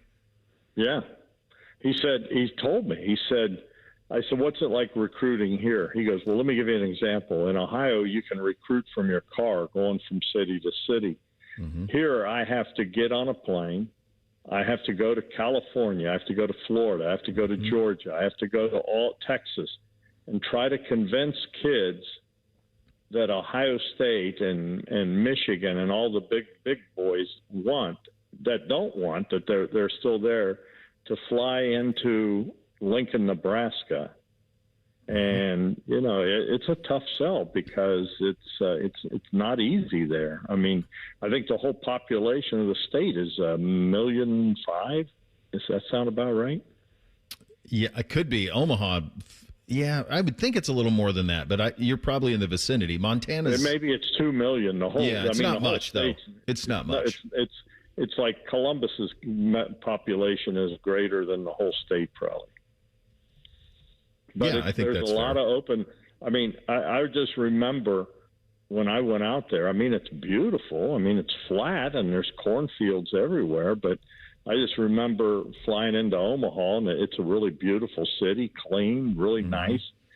And then you just start driving to the west, and you're in the middle of nowhere. And then as you look south, you see this tower, and you get and Lincoln looked like something out of Back to the Future. You remember the town that was in Back to the Future? Pine That's Valley. what Lincoln looked like. Yeah, it was really amazing. It's like a time warp city. It was I mean, it was beautiful there. I mean, it's great, but yeah. You are definitely. I made that drive. Let me tell you something. I drove when Little Dom was playing baseball. He played in a tournament out in Omaha, and we stayed in Council Bluffs, Iowa, at the casino there. Of course, you did. Anyways, yeah. Well, if you bet $20, you got the free buffet. Why wouldn't I do that? Who was Terry Tiberi with you? Oh, absolutely. You know that. You know, I know how that goes. The one-armed bandit's got to work out, sir. She would always, Dommy and I'd be in the middle of like doing work, and you'd look down the street, and you'd see her headed for Harrah's in New Orleans. You went, well, there you go. Absolutely. I'm going, where are you going? Oh, where are my you going? gosh. There you know she exactly. goes. You know exactly. Terry and she never gambled a day till she met me. And now, you know, don't ask who created the monster when your last name's Frankenstein, right? I mean, come on. Anyways, I regress. Where was I? Little Dom, Council Bluffs, baseball. Oh, yeah. So we're there. We're staying in Council Bluffs. And I don't even know what the hell I'm talking about anymore. I mean, Omaha's a nice city. It's a nice city. It's beautiful, but you get outside of Omaha, there's not much, sir. There's really not, but it's gorgeous. You were dialed in too. The river was also flooding at that time. Remember when up in North Dakota they had all that, and it was coming down, and everywhere we were in Council Bluffs and Omaha, there were sandbags. Oh, sure. Yeah, you were nailed it, by the way. 1 million people in Omaha, 2 million in the entire state of Nebraska. Let me ask you this.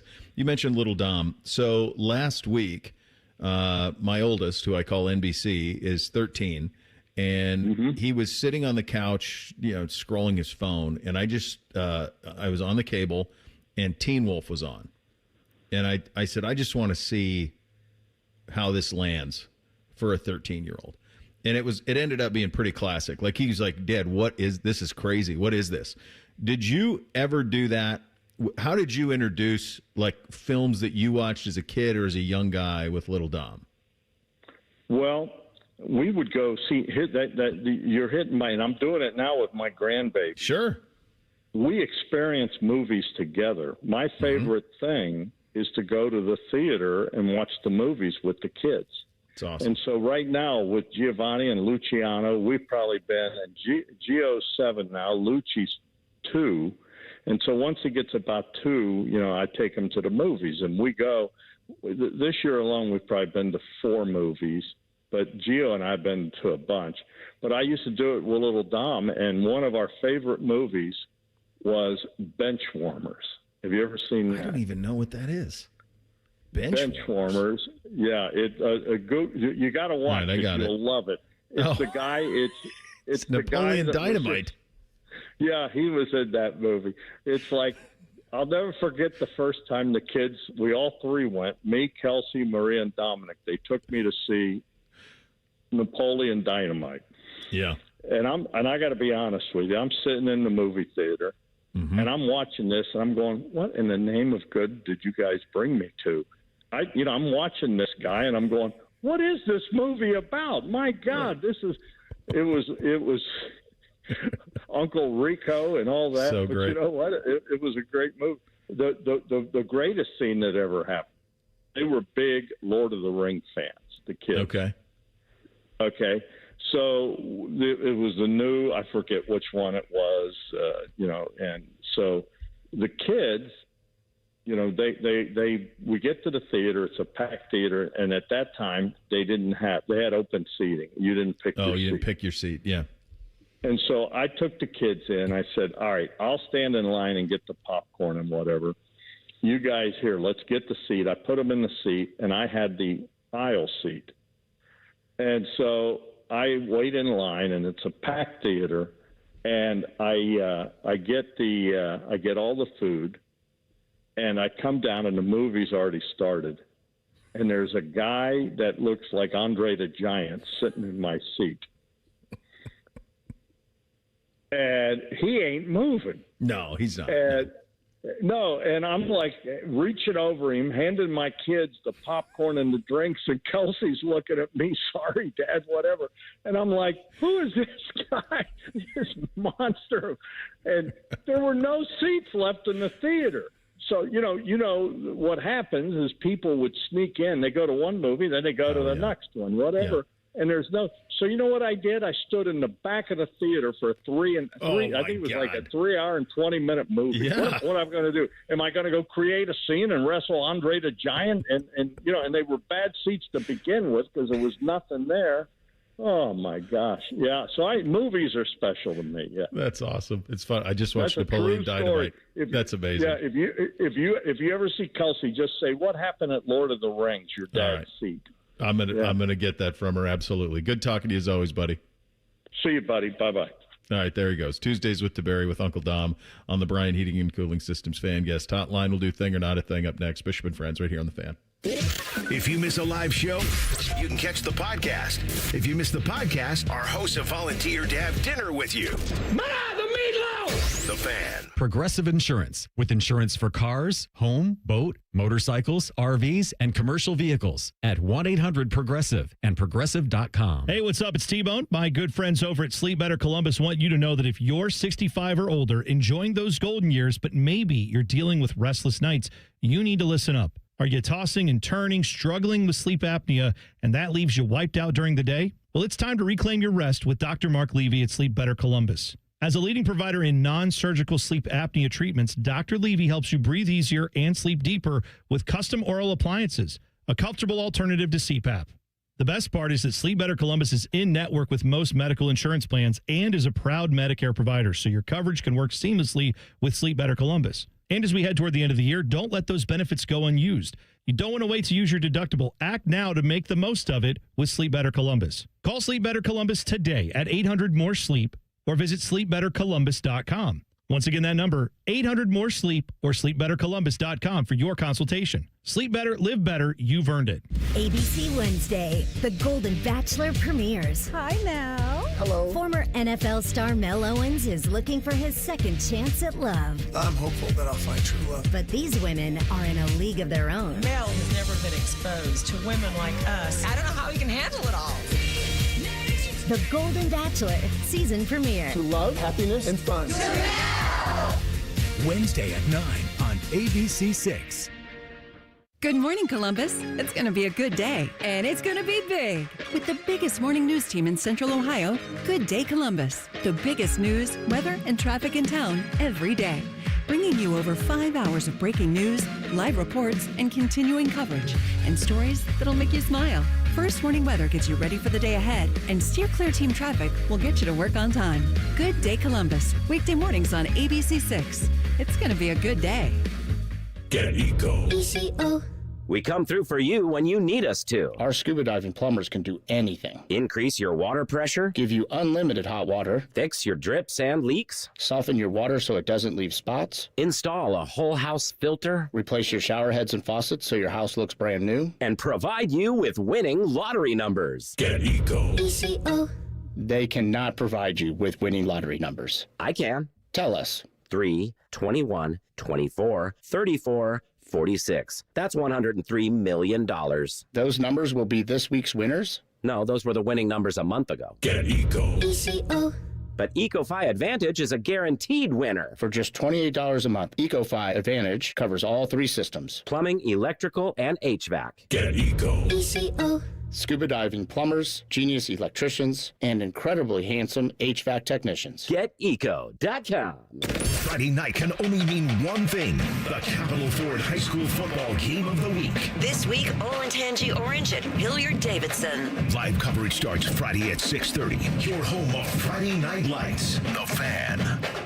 At Kroger, you never compromise. You get high quality and low prices. Like you never compromise your meal with our spring salad mix that's guaranteed fresh. And you never compromise your budget with lower prices on over 1,000 items. Hand it to Kroger shoppers. You never compromise. Kroger. Fresh for everyone. Save big on 6-ounce packages of raspberries or blackberries. They're only $1.99 each with your digital coupon. Kroger. Fresh for everyone. Delaware County Veterans Services is ready to help you access VA benefits, emergency financial assistance, dental and medical grants, transportation, and more. Give Delaware County Veterans Services a call, 740-833-2010 to schedule an appointment.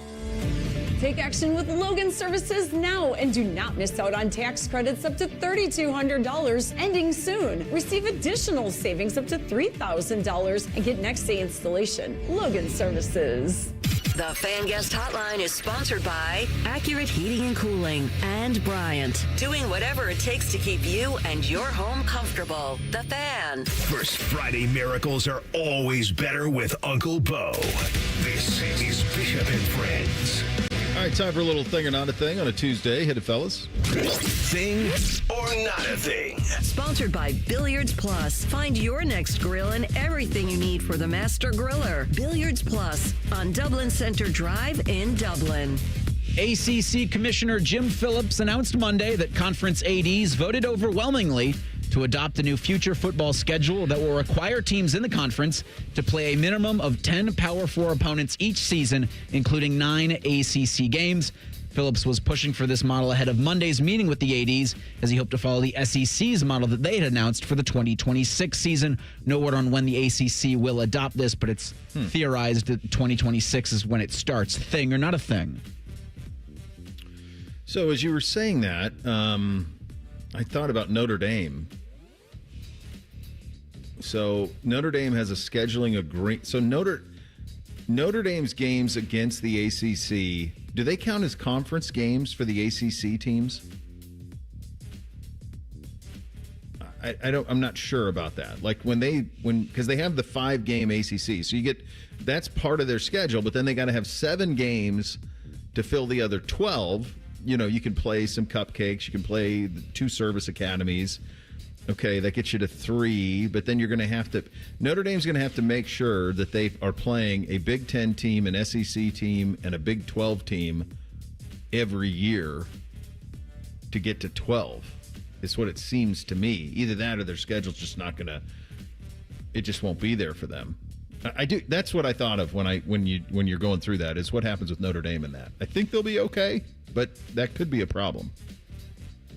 So I don't believe the Notre Dame games count as an ACC game. So if they do play Notre Dame, that would work towards that.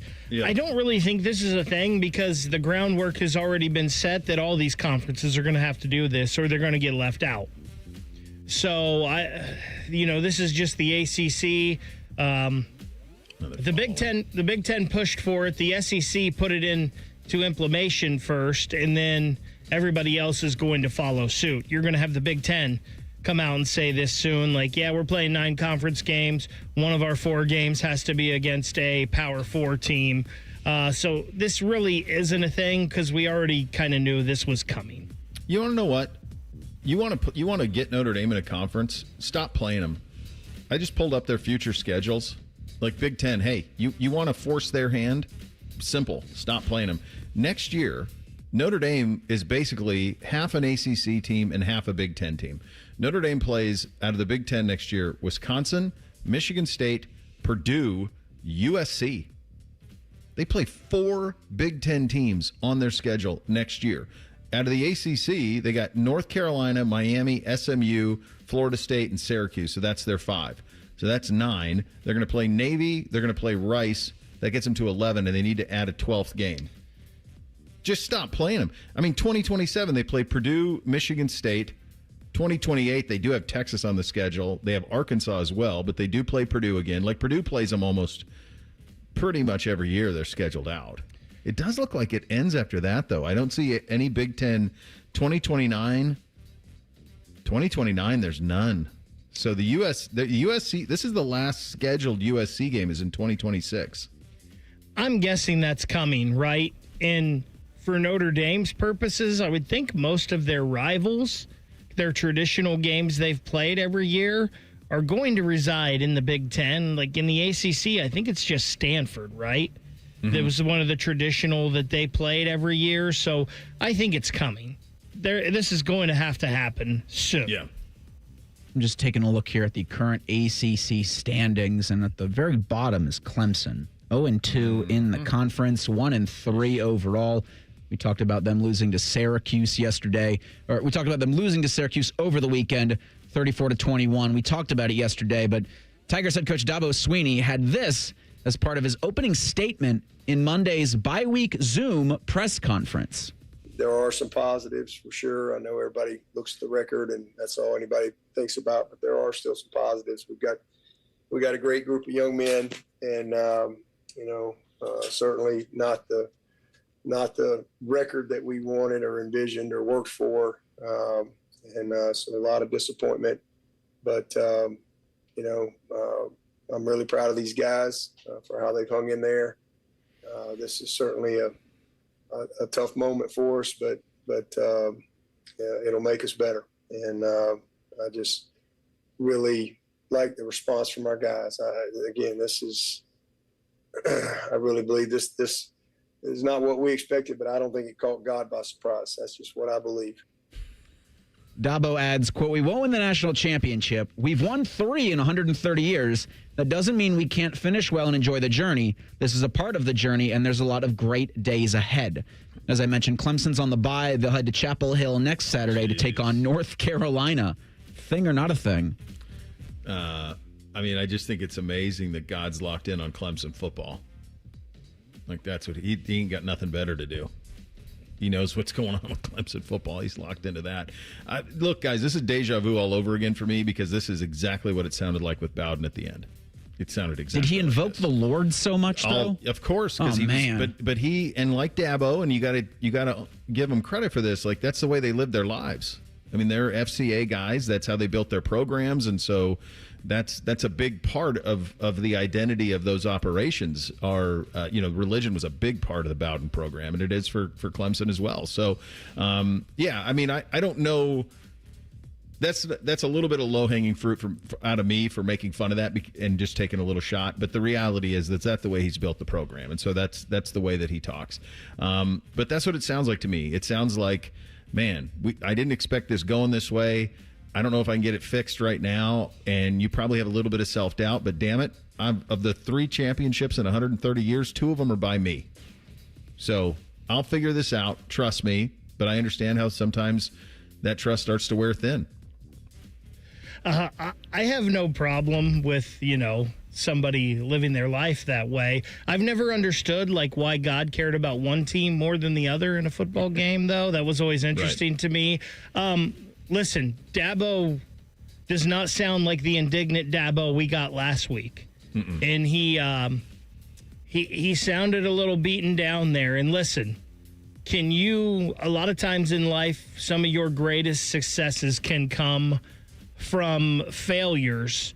But even if they finish this season, even if they win out the rest of the way, this season is a disappointment already for them. I would have to think with what they had coming back, with an experienced quarterback there, some of the talent that's on that defensive line, at least that people thought was on that defensive line, this has got to be a disappointing season for them already. And the way they're playing, there's no guarantee that there's not 3 or 4 more losses coming on this schedule. So this is going to be a rough rest of the way for Dabo and the Clemson team here, regardless of what happens.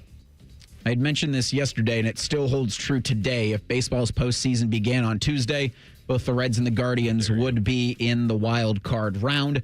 The radio voice of the Cleveland Guardians, Tom Hamilton, joined Major League Baseball Network's Foul Territory yesterday, had a staggering stat out how competitive the Guards have been.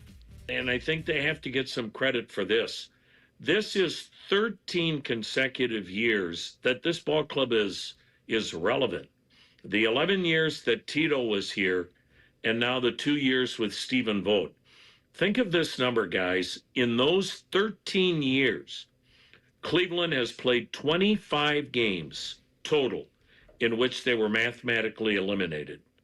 That's astounding when that's telling you you're in the hunt every year, and they do it because they're trying to win every year, but they can't be at all costs to win every year. But they're not going to do a teardown like some of these organizations do and say, hey, we're going to be awful for 5 years, but hope you come back. Thing or not a thing. It's staggering stuff. And we said it last week when we were talking about them and they were, in the middle of that sweep of the Tigers. You said this is the best professional sports organization in Ohio. It just is. Like they just haven't had... They've been relevant for largely 30 years. Go back to the mid-'90s. I mean, it's an incredible run of success. I would push back a little to him on just because it hasn't been many seasons, and Reeds could speak to this better than me. There haven't been many seasons where they put all the chips in. They had the one where they got Edwin Encarnacion, where it was like, okay, they're all the way in. But it's usually they don't go all the way in. Well, I think you said there that they can't.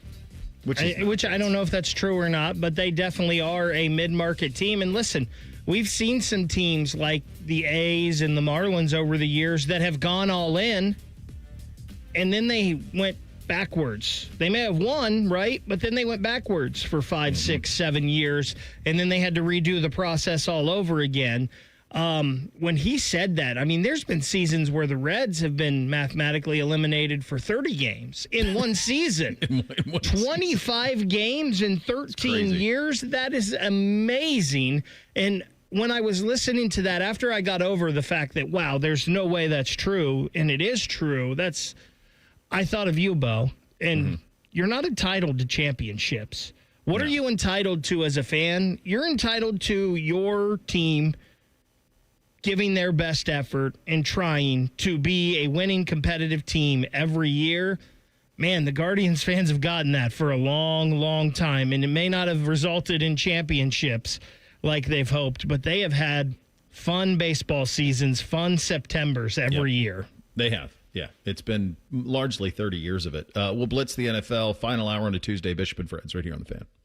Just when you thought afternoons couldn't get any dumber. You fellas been doing a bit of boozing, have you? Common Man and Tinny. Weekdays from 3 to 6. Your home for dumb. The Fan. Make your next shopping trip a good deal better at Meijer. Save on fresh favorites like fresh from Meijer Family Pack chicken thighs, just $1.49 a pound. California green or black seedless grapes, $1.88 a pound. Select varieties of Meijer chips, 3 for $6 when you buy 3 or more. And select varieties of General Mills cereal are $3.49 each. Protect yourself and family this fall with a flu shot. Available today while you shop at your Meijer pharmacy. Bringing home more of what you love for less. That's the good life at Meijer. Exclusions apply. See all deals in the Meijer app. Would you enjoy watching a football game if the officials were paid a bonus for every flag they threw? Or a basketball game where the refs got paid for every foul they called? Okay, how about hiring a furnace and AC company that pays its technicians by the number of parts they can sell you? Hi, this is Dennis, president of Care Heating and Cooling. And today, this is how many companies operate. They call it performance pay, and it rewards technicians by paying them more for billing you more. Why is this bad? Because it abuses your trust in a technician to be treated fairly and honestly. At CARE, we've been family-owned for 31 years and have always paid our technicians by the hour for repairs. We'll show you exactly what needs to be fixed and why, and give you our low upfront cost before we start. And unlike other companies, our technicians will never be rewarded for throwing more flags. Our Central Ohio-based staff is here for you 7 days a week. CARE Heating and Cooling. Book an appointment online at careheatingandcooling.com or call us at 1-800-COOLING. When you need a company you can trust. Fox Tonight is the place for uncovering mysteries and memories. I had a car accident. I lost 8 years of my life. First, it's the season premiere of Murder in a Small Town. Your success rate in solving major crimes is superb. Surprises the heck out of me too sometimes. Then, it's the season premiere of the smash hit, Doc. You're having memories? They're just weird flashes. I need my life back. I will do whatever it takes. Tonight, starting at 8 on Fox 28. In Central Ohio, there are so many issues that develop during the day. Issues that affect you and your communities. Our goal is to make a difference for you by getting you the answers you deserve. We're on your side to find solutions. To make sure you know first before the weather affects you. More than 4,000. Governor Mike DeWine announcing that those tonight with this rain moving. It starts with Central Ohio's only 10 p.m. newscast, Fox 28 News at 10. Followed by ABC 6 News at 11. Always on your side. Don't miss the Right Rug Flooring Outlet Super Sale. Save up to 80% on truckloads of floors and more, including tile starting at 19 cents a square foot and a massive selection of laminate, luxury vinyl, and carpet, all drastically reduced. Cabinets and lighting fixtures, too. Save up to 80% during the Right Rug Flooring Outlet Super Sale on Pop Road in Whitehall. 24-month financing is available with approved credit. Hurry, the Outlet Super Sale ends June 22nd. Dealers welcome. Your husband is pretty handy to have around. He makes the world's best mac and cheese. Lunch is ready. He's in the Tickle Monster Hall of Fame. And he can teach anyone how to throw strikes. But a busted pipe and a basement full of water? Honey, I think we need a plumber. Is a little out of his league. That's where a homeowner's policy from Shelter Insurance comes in handy. We'll help get your house back in order and your husband back to what he does best. Find an agent at shelterinsurance.com. We're your shield. We're your shelter. When you're ready to sell your car, another reason to choose Hinder Motor Company is the easy, fast, fair, and hassle-free way to sell. This is Justin Hinderer. We pay top dollar for your vehicle, whatever the make or model, and no purchase is necessary. Consider trading and get even more toward your next vehicle. Drive in today and leave with cash or get a great deal. See why it's a pleasure doing business. Just visit HinderMotorCompany.com. Oh, could this vintage store be any cuter? Right? And the best part? They accept Discover. Accept Discover? In a little place like this? I don't think so, Jennifer. Oh, yeah, huh? Discover's accepted where I like to shop. Come on, baby, get with the times. Right, so we shouldn't get the parachute pants? These are making a comeback. I think. Discover is accepted at 99% of places that take credit cards nationwide. Based on the February 2025 Nielsen report. Hi, I'm Maria, salon owner. You know the jingle. Now discover the facts about Ozempic, a GLP-1. There's only one FDA-approved Ozempic, made by Novo Nordisk. Learn about the real thing. Talk to your healthcare professional today. Call 1-833-OZEMPIC or visit Ozempic.com to view the medication guide and to learn more about Ozempic. Semaglutide injection 0.5, 1, and 2 milligrams.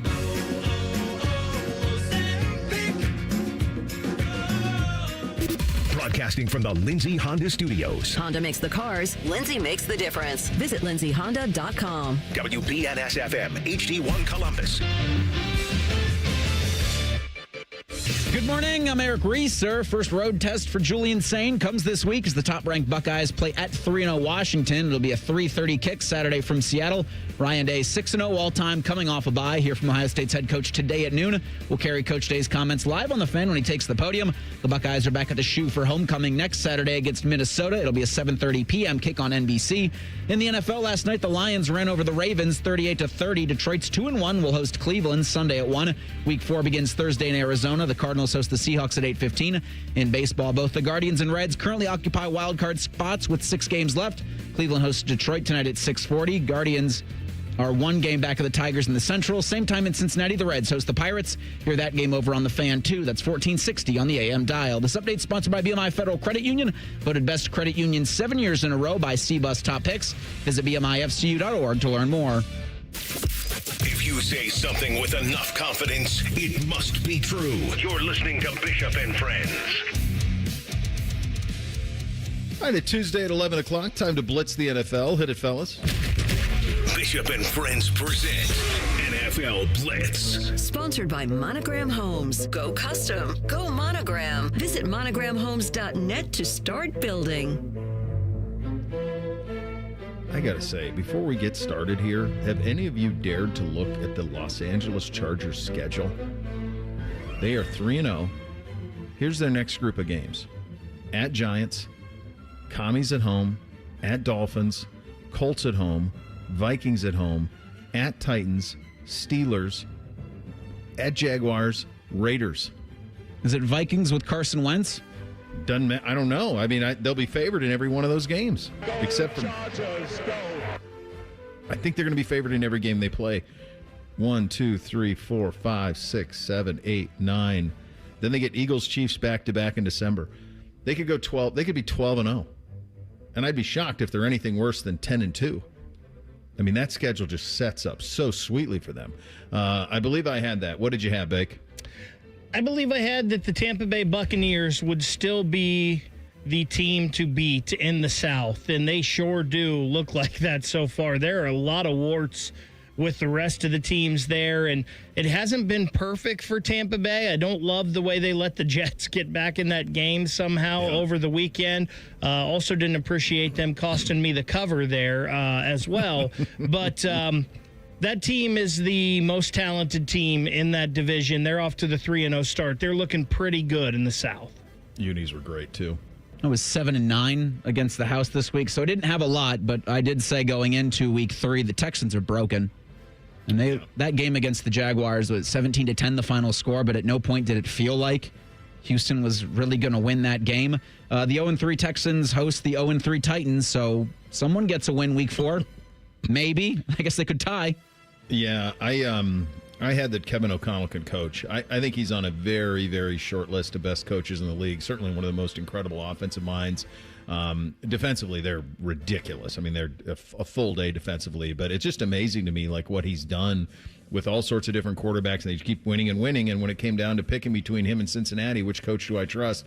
I trust that one more than I trust the one down in Cincinnati. I did not have that. What did you not have, Big? I did not have the Falcons getting their doors absolutely blown off by the Carolina Panthers. Like, that makes no sense. And I have never been as high on some of the receivers and Kyle Pitts that the Falcons have, but they're still better than the Panthers. Like, that should not happen at all. I know this is his second go-round as a head football coach, but I'm not sure Raheem Morris is the guy there in Atlanta. Yeah, it's crazy, though, because they just went to Minnesota and won. Mm-hmm. And you go, how did that not travel? That's inexcusable, though. It's crazy. They love how they fired their wide receivers coach as a result of it. Like, yeah there's your problem. I did not have the Indianapolis Colts. I think I did pick them to beat the Titans, but I think everybody saw that coming. Even Colts players before the ball actually got kicked off. They're legit. I mean, you're 3-0 at this point in the season. I do think you're legit, but I think we can be done questioning Daniel Jones in this offense. Yeah, for sure. I was going to go Atlanta as well because that's the biggest I did not have. Not only did I pick Atlanta to win, I mean, I picked them to win, and they lost 30-0. It makes no sense. The other one, though, I didn't have, and I had a really good week, and really could have been a lot better if not for some craziness at the end of the witching hour of the first window. Probably the other one that I really missed, though, was Chicago hitting its stride against Dallas. they look great. And Caleb Williams looked great. And I know Dallas isn't much defensively, but that was pretty dominant performance out of them. I think a lot of teams are going to hit their stride offensively against the Cowboys this year. Yeah, seems like it could be. Player who impressed, Bick? I mean, I don't know how there's any other answer than Isaiah Rodgers for the Minnesota Vikings. An 87-yard pick six, a 66-yard scoop and score. The first player in league history to score 2 touchdowns and have 2 forced fumbles in a game. He was rated 99.9 by PFF. That's the highest grade ever. Rodgers is the greatest performance of defensive players ever. My goodness. Yeah, I think that's the most obvious choice. I'm going to give it to David Montgomery and Jahmyr Gibbs. 224 yards on the ground. Well, I guess you got to subtract 6 yards by Jared Goff, but 4 touchdowns. I mean, they dominated the Baltimore Ravens defense. Like, we talked about the problems with Derrick Henry. I mentioned some issues I've got with Lamar Jackson and how he's played in clutch situations. That defense is a sieve. Yeah, it is. A lot of ways you could go here. I just liked it. It's the most recent thing, so some recency bias, but I just think Goff deserves a little bit more credit than he gets. I think he's really solid. Feels like he's a top 8-ish guy, and that's plenty good. He's played in Super Bowls. He's played in NFC Championship games. He's missing the Super Bowl, but a lot of guys are. Burrow is, and Allen is, and Lamar is, and he probably deserves a little bit more credit than what he gets. Player who disappointed, Vic? It's me, Bo, for letting my guard down with Jordan Love. I have always had questions about him and just wasn't sure if he's obviously a really good quarterback. I just wasn't sure if he was a guy that could get Green Bay over the hump. The first 2 games of the season, I was like, you know what? Maybe Jordan Love can do that. And I know that Cleveland Browns defense is really good. That pick he threw at the end of the game, though, was inexcusable. You cannot let Grant Delpit bait you into that like he did. There's just no excuse for that. And I'm very upset that I let my guard down with Jordan Love.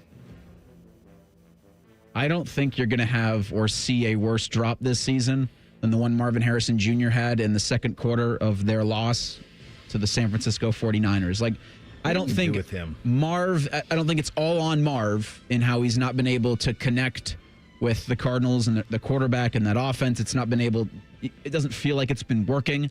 But when you get a wide open throw, you got to help your quarterback out there, Marv. Like, for the route man, that's his bread and butter. Like, and there was so much green grass in front of him. It's staggering, guys. On the season through 3 games, he has 10 for 142.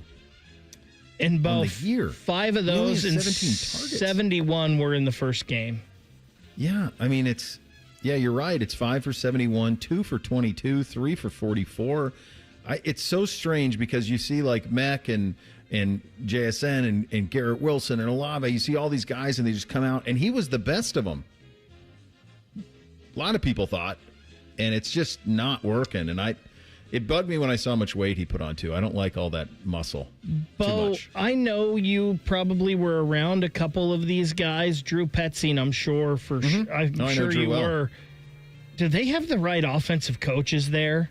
Because this should be better than this. Here's your question. It's you have to build an offense for Kyler.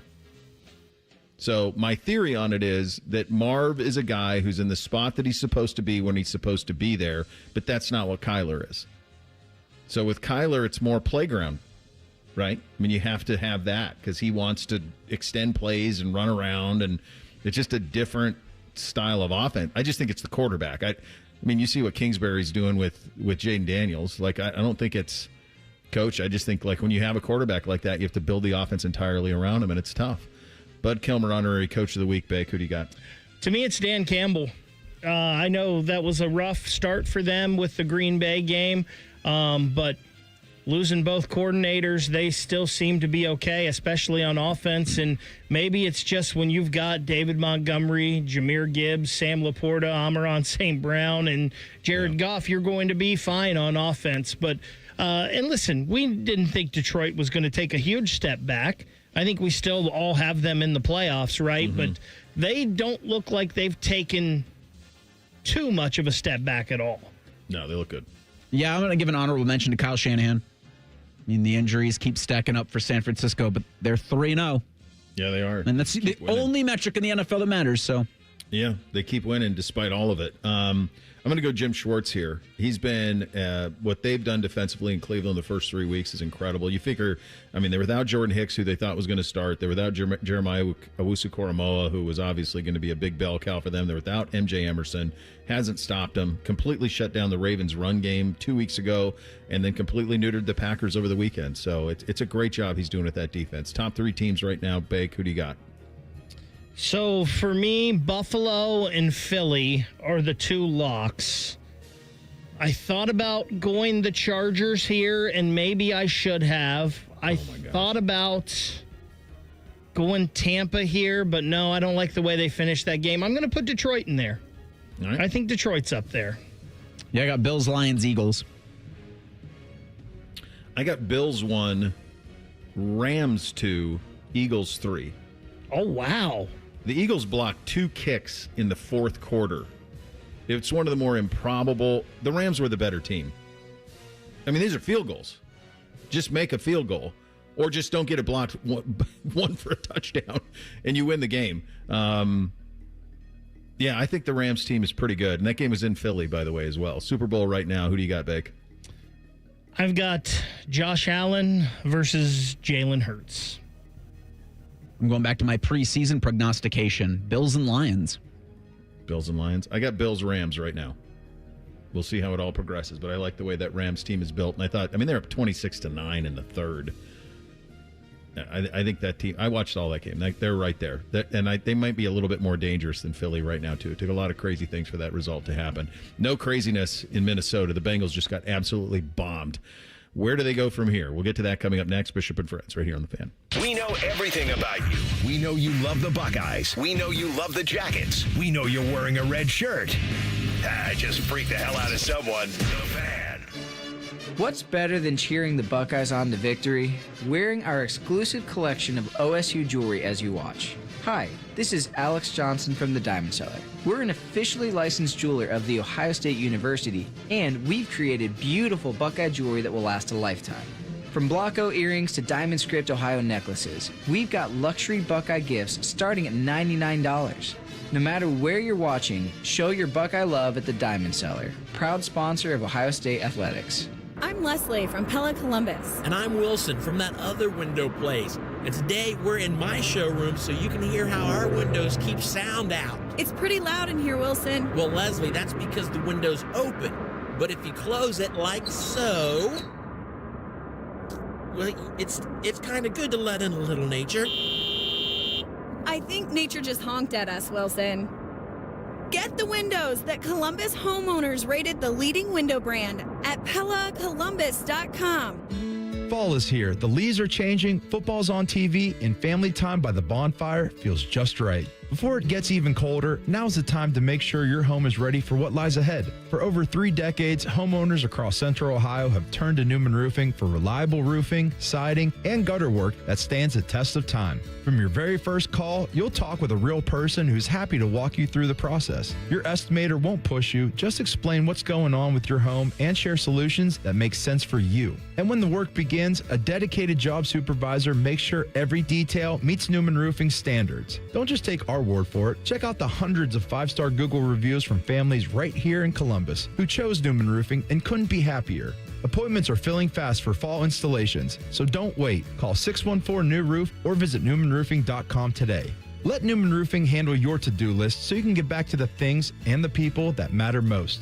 Don't just get a new roof, get a Newman roof. Call 614-NEW-ROOF or visit online today at newmanroofing.com. Dr. Marta Lavelle of Urbana and Darby Dental smiles on having First Bank of Central Ohio as a partner. It has been great working with First Bank of Central Ohio. They helped me achieve a huge goal, becoming a business owner. The bank made it so easy. They helped me through the whole process. It's been great ever since. Experience what it's like to be first at First Bank of Central Ohio. Visit fbcentralohio.com for more details. Member FDIC. An equal housing lender. Ready for your next truck? At Krieger Ford, we have just what you're looking for. Trade in your vehicle and get a new Ford F-150 with a black appearance package for $11,000 off MSRP. It's all part of the Krieger commitment. Best cars, best people, peace of mind. Visit us today on Morris Road in Columbus or find your new truck at KriegerFord.com. Can't get enough of your favorite favorite fan content? Good news, we're on all the digitals. Follow 971 The Fan on X, Facebook, YouTube, The Talk, and Gram. Your digital home for endless shenanigans. The Fan. At the Ohio Lottery, we make Keno fun, your way. That means you pick your wager. Will it be $1, $2, a crisp $20? Your call. Like picking your own numbers? Use any inspiration you like. Birthdays, jersey numbers, you name it. And if you don't feel like choosing, there's the Super Quick Auto Pick. With regular promotions that'll get you more bang for your Keno buck, multiple ways to win, prizes galore, and live draws every few minutes. Anytime is the right time to get in on the Keno action. Keno is always fun, your way. Lottery players are subject to Ohio laws and commission regulations. Play responsibly. Imagine what it would feel like getting tackled head-on by a 240-pound linebacker. You'd be in serious pain, right?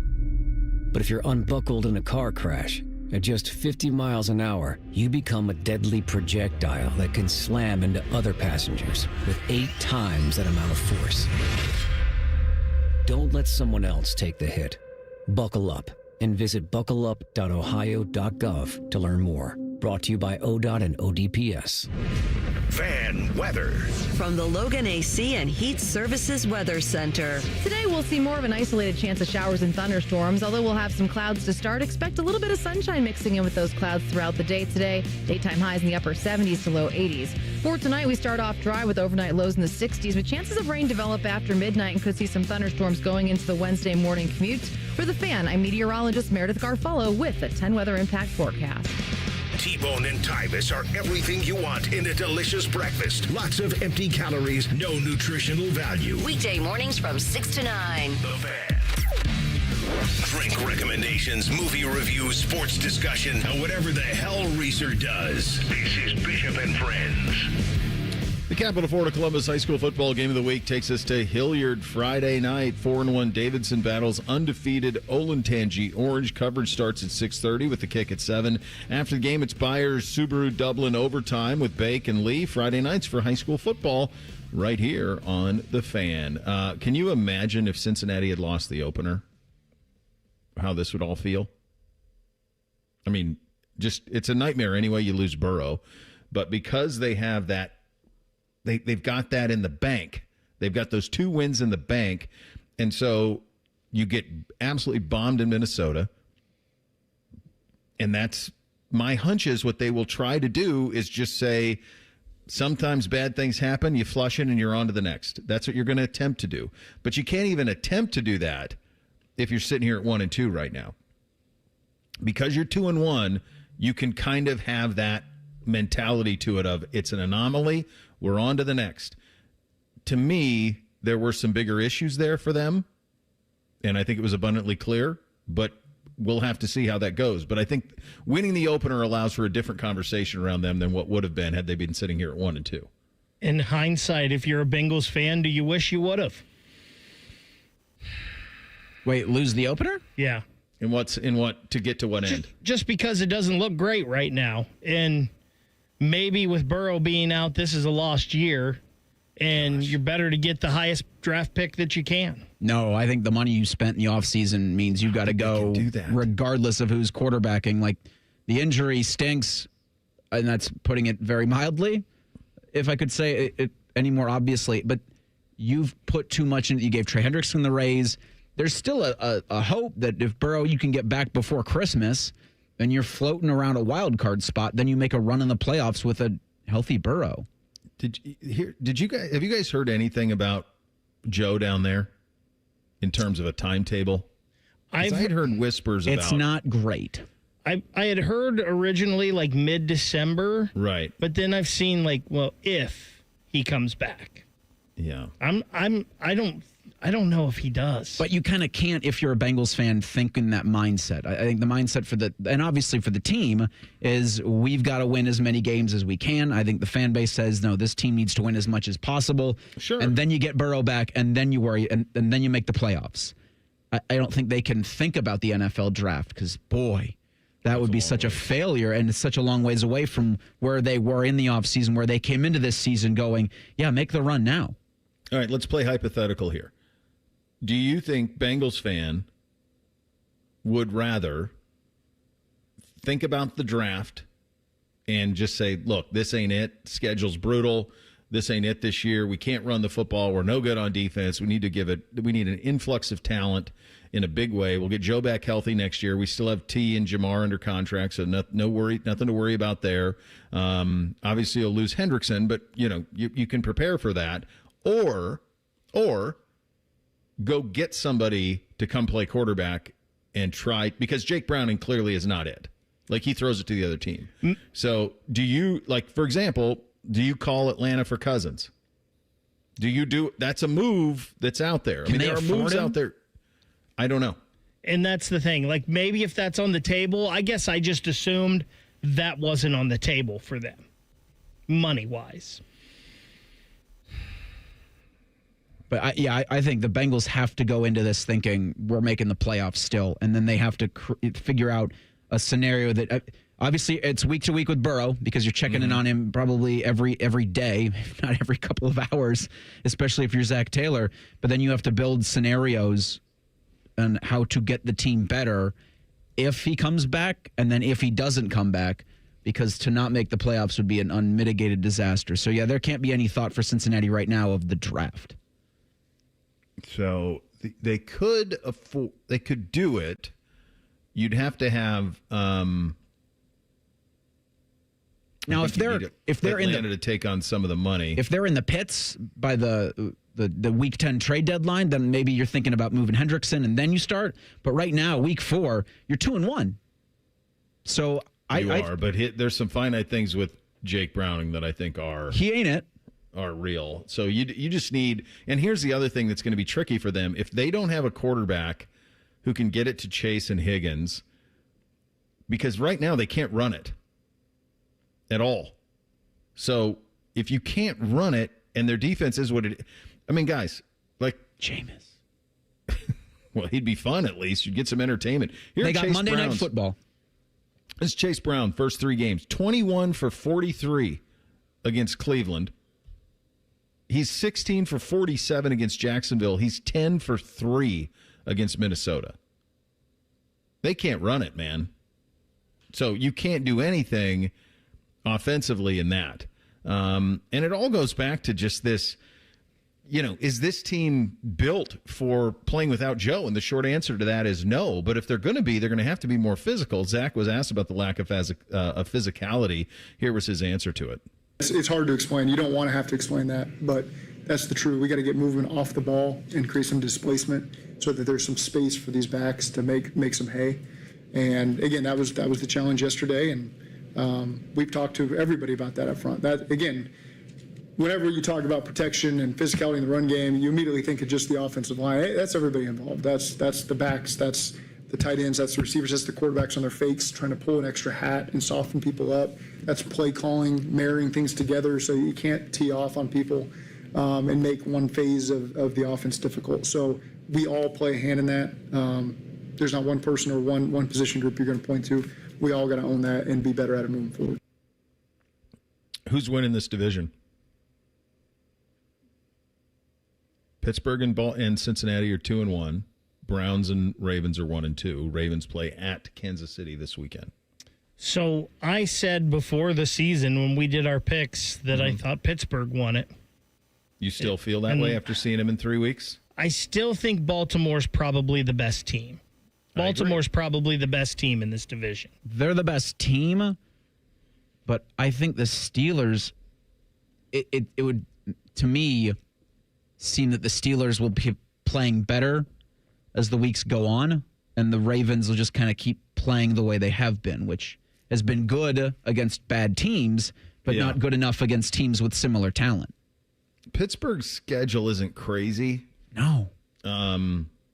It's just not, but they have the Vikings in Dublin on Sunday. They do, and then then they're off, and then they get the Browns at home, and then they're at Bengals, Packers at home, Colts at home, at Chargers. That's a tough stretch there. I would probably go Baltimore as well. And then the next thing you have to ask yourself if you're Cincinnati is how do you find a way to keep that carrot of hope out there until Joe does return? That's the job, is find a way to scratch and claw and get some wins.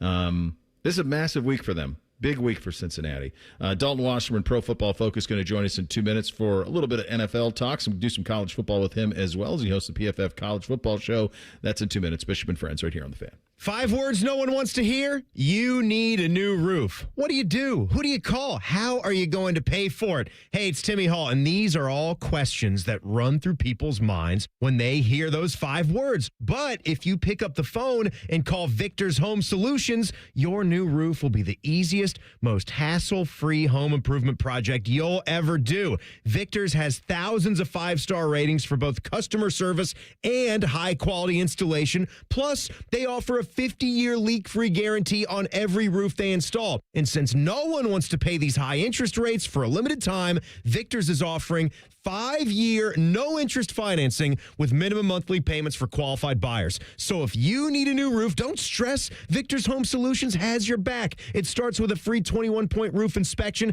It assesses the exact condition of your roof and what needs to be done next. Set up your inspection today. 866-VICTORS. That's 866-VICTORS or online at victors.com. Common Man here for Jermaine Lexus. It's fall or autumn, as the losers like to say. What does that mean in the car world? That means places like Jermaine Lexus want to clear out all of their 2025 inventory to make room for the 2026 models. And for you, the customer, that means big savings. Take advantage of their lack of space with aggressive pricing. They also have plenty of L-certified vehicles on the lot for the fall collection sales event. If you're in the market, please stop in and see my friends. Jermaine Lexus, 2 locations to serve you, Dublin and Easton, JermaineLexus.com. Hi, I'm Dr. John Runyon from Runyon Dental Group. Are you missing teeth or do you have uncomfortable dentures? Dental implants can not only transform your smile, they can restore your confidence and allow you to eat those foods you love that you've been missing. When I was in my early 30s, I was in a similar situation needing complex dental work and dental implants. I understand all the emotions that you're feeling because I've been the patient and I know that we can help you. Schedule a free consultation today at RunyonDentalGroup.com. That's RunyonDentalGroup.com.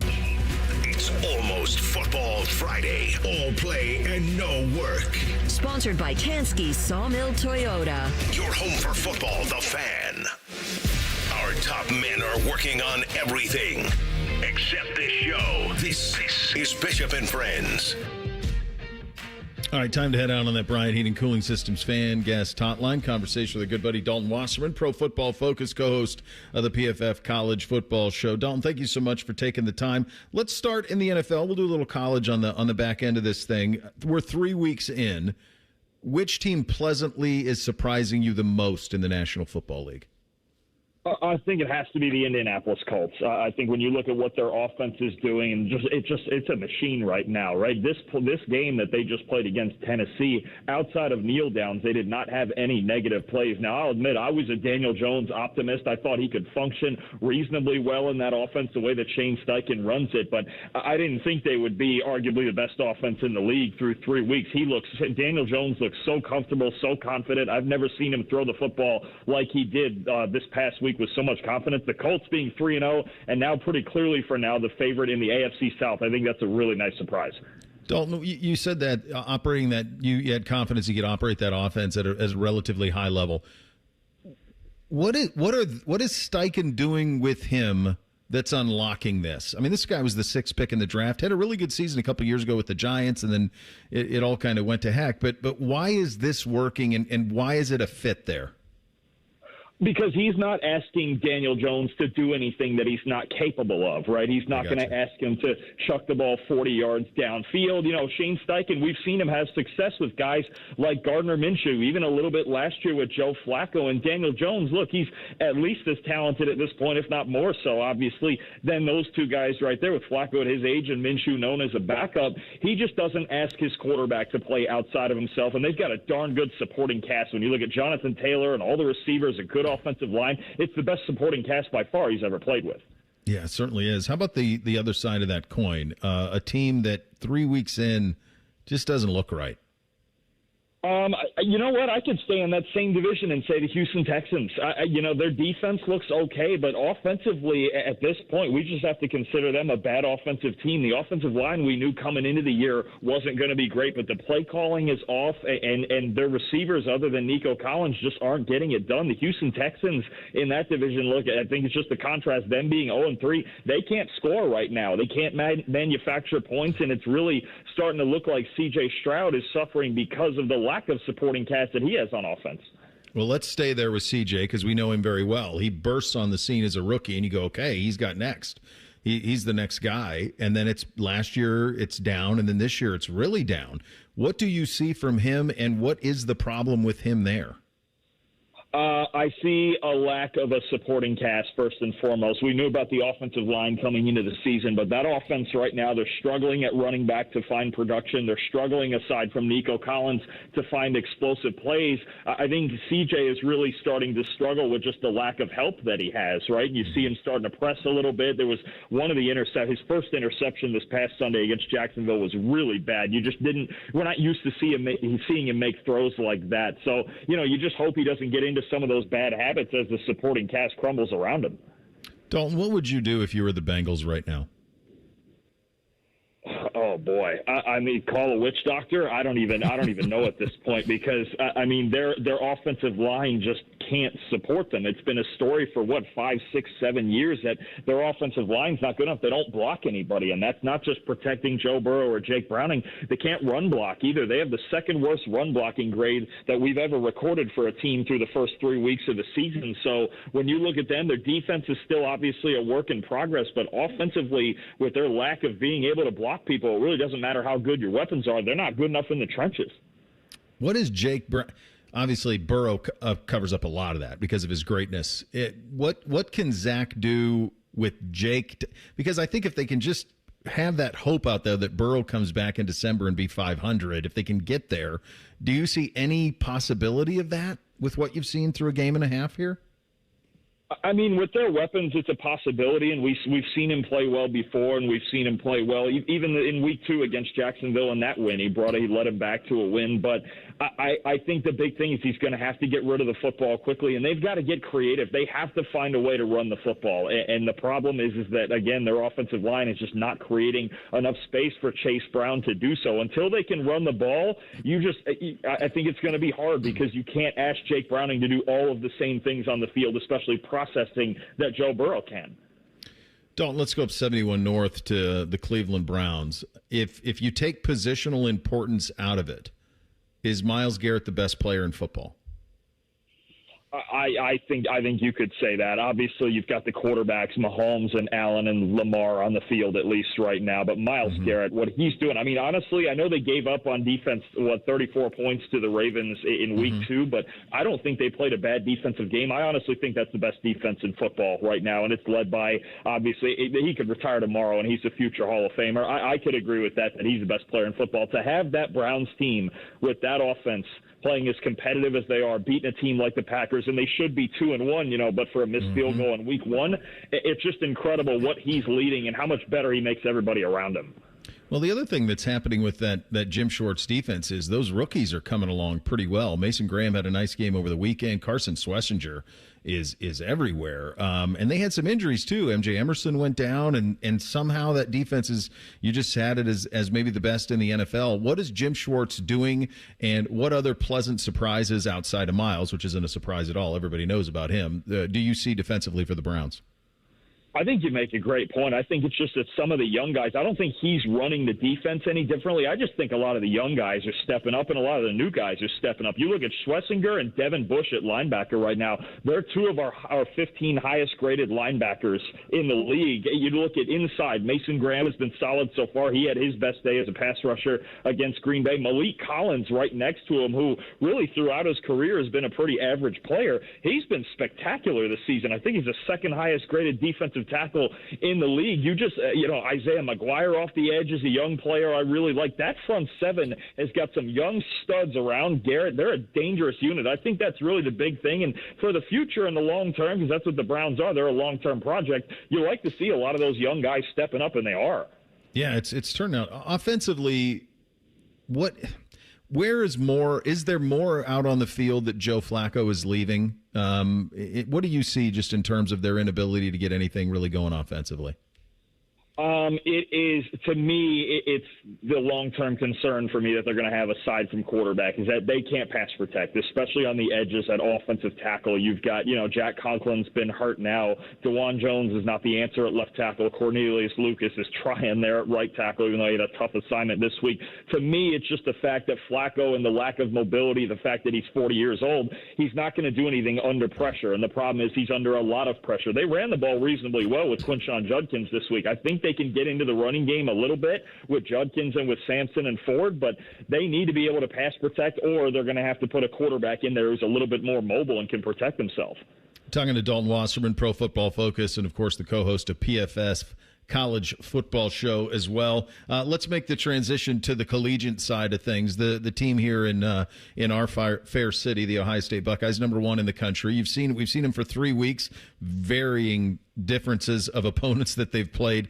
What do you make of this Ohio State operation offensively? What Julian Sayin is doing, and where this team could go offensively? I think they could go a lot further, I think, earlier than I thought. And this is an interesting game because now you're back into a Power 4 opponent against Washington, who's a pretty good coverage team. But Julian Sayin, to me, has looked fantastic. In the Texas game, he understood the assignment. Hey, don't screw it up. We're going to win a defensive game. You just make the minimal throws that we need you to make. But then in these last 2 games, I think he's looked spectacular. Throwing the ball down the middle of the field. His mechanics are really clean. I love his delivery. And right now on our charting, we have our quarterback charting behind the scenes. He is the single most accurate quarterback in the country. The accuracy is just off the charts. As long as he's that accurate and he's giving those receivers a chance, Smith and Tate and all the guys Ohio State has, they can take this thing a long, long way. What do you make of, because obviously we look at these quarterbacks in college and we think about what they're going to be in the NFL, and there was so much talk about this quarterback class. A lot of struggle bus out there, whether it's Arch, Klubnik, Arch was going to play 2 years at Texas anyway. Even Nussmeier, we just haven't seen kind of the really clean quarterback play. Is there a common denominator there? And who do you like? Who's playing the best quarterback right now in the country? I mean, I'll tell you, I think what it is just people have such high expectations and they're always looking for the next franchise guy in the first round pick. And to me, it just let the season play out. These guys got a whole season to play. They got 12, 13, some of them even 15, 16 games to go.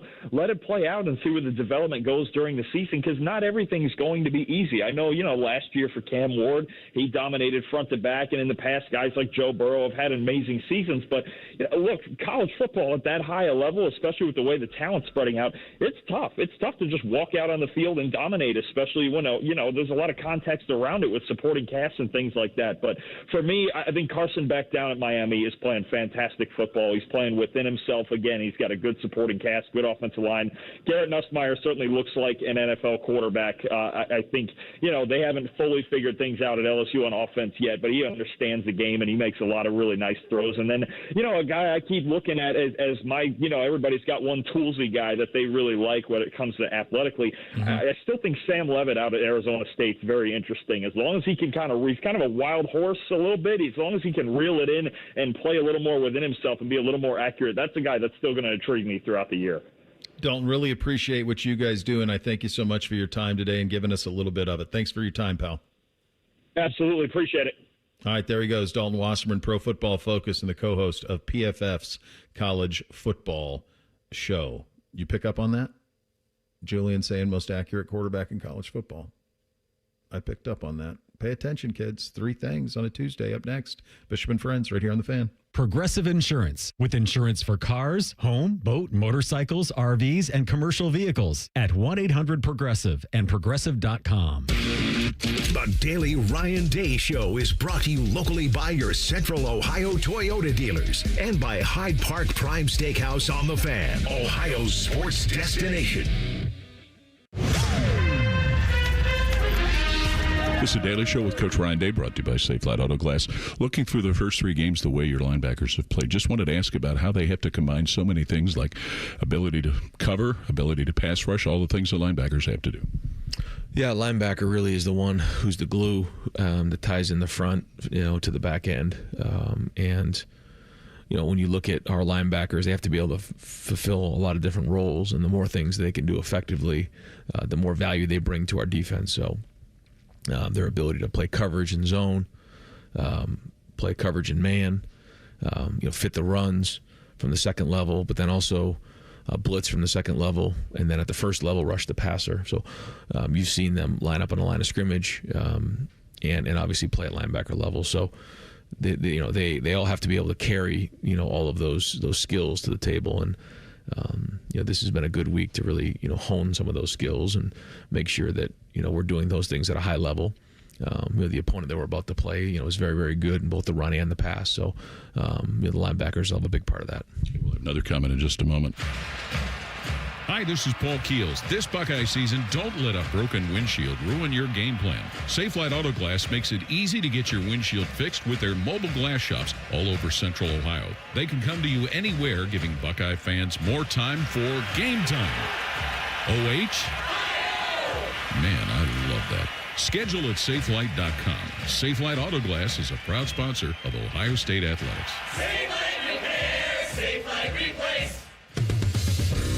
Buckeye fans, choose chill. Coors Light is cold lagered, cold filtered, and cold packaged for a smoother finish. It's got that crisp, refreshing taste that makes those moments when you choose to rise above the noise and choose chill even better. Coors Light is a proud sponsor of Ohio State Athletics, so crack one open and take a sip. Coors Light, choose chill. Celebrate responsibly. 2025 Coors Brewing Company, Golden, Colorado, beer.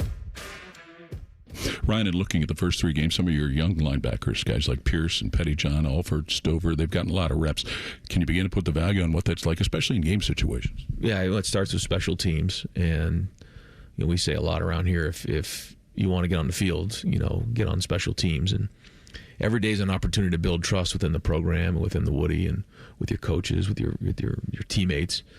And when you get out there in special teams and you do your job and you grade out, then you start to show that we can trust you when we put you into the game, and then that carries over to their position. And the linebackers are a great example of that, because linebackers are very heavily involved in special teams, and so that carries over to on the field, and that's a good lesson for everybody on the team.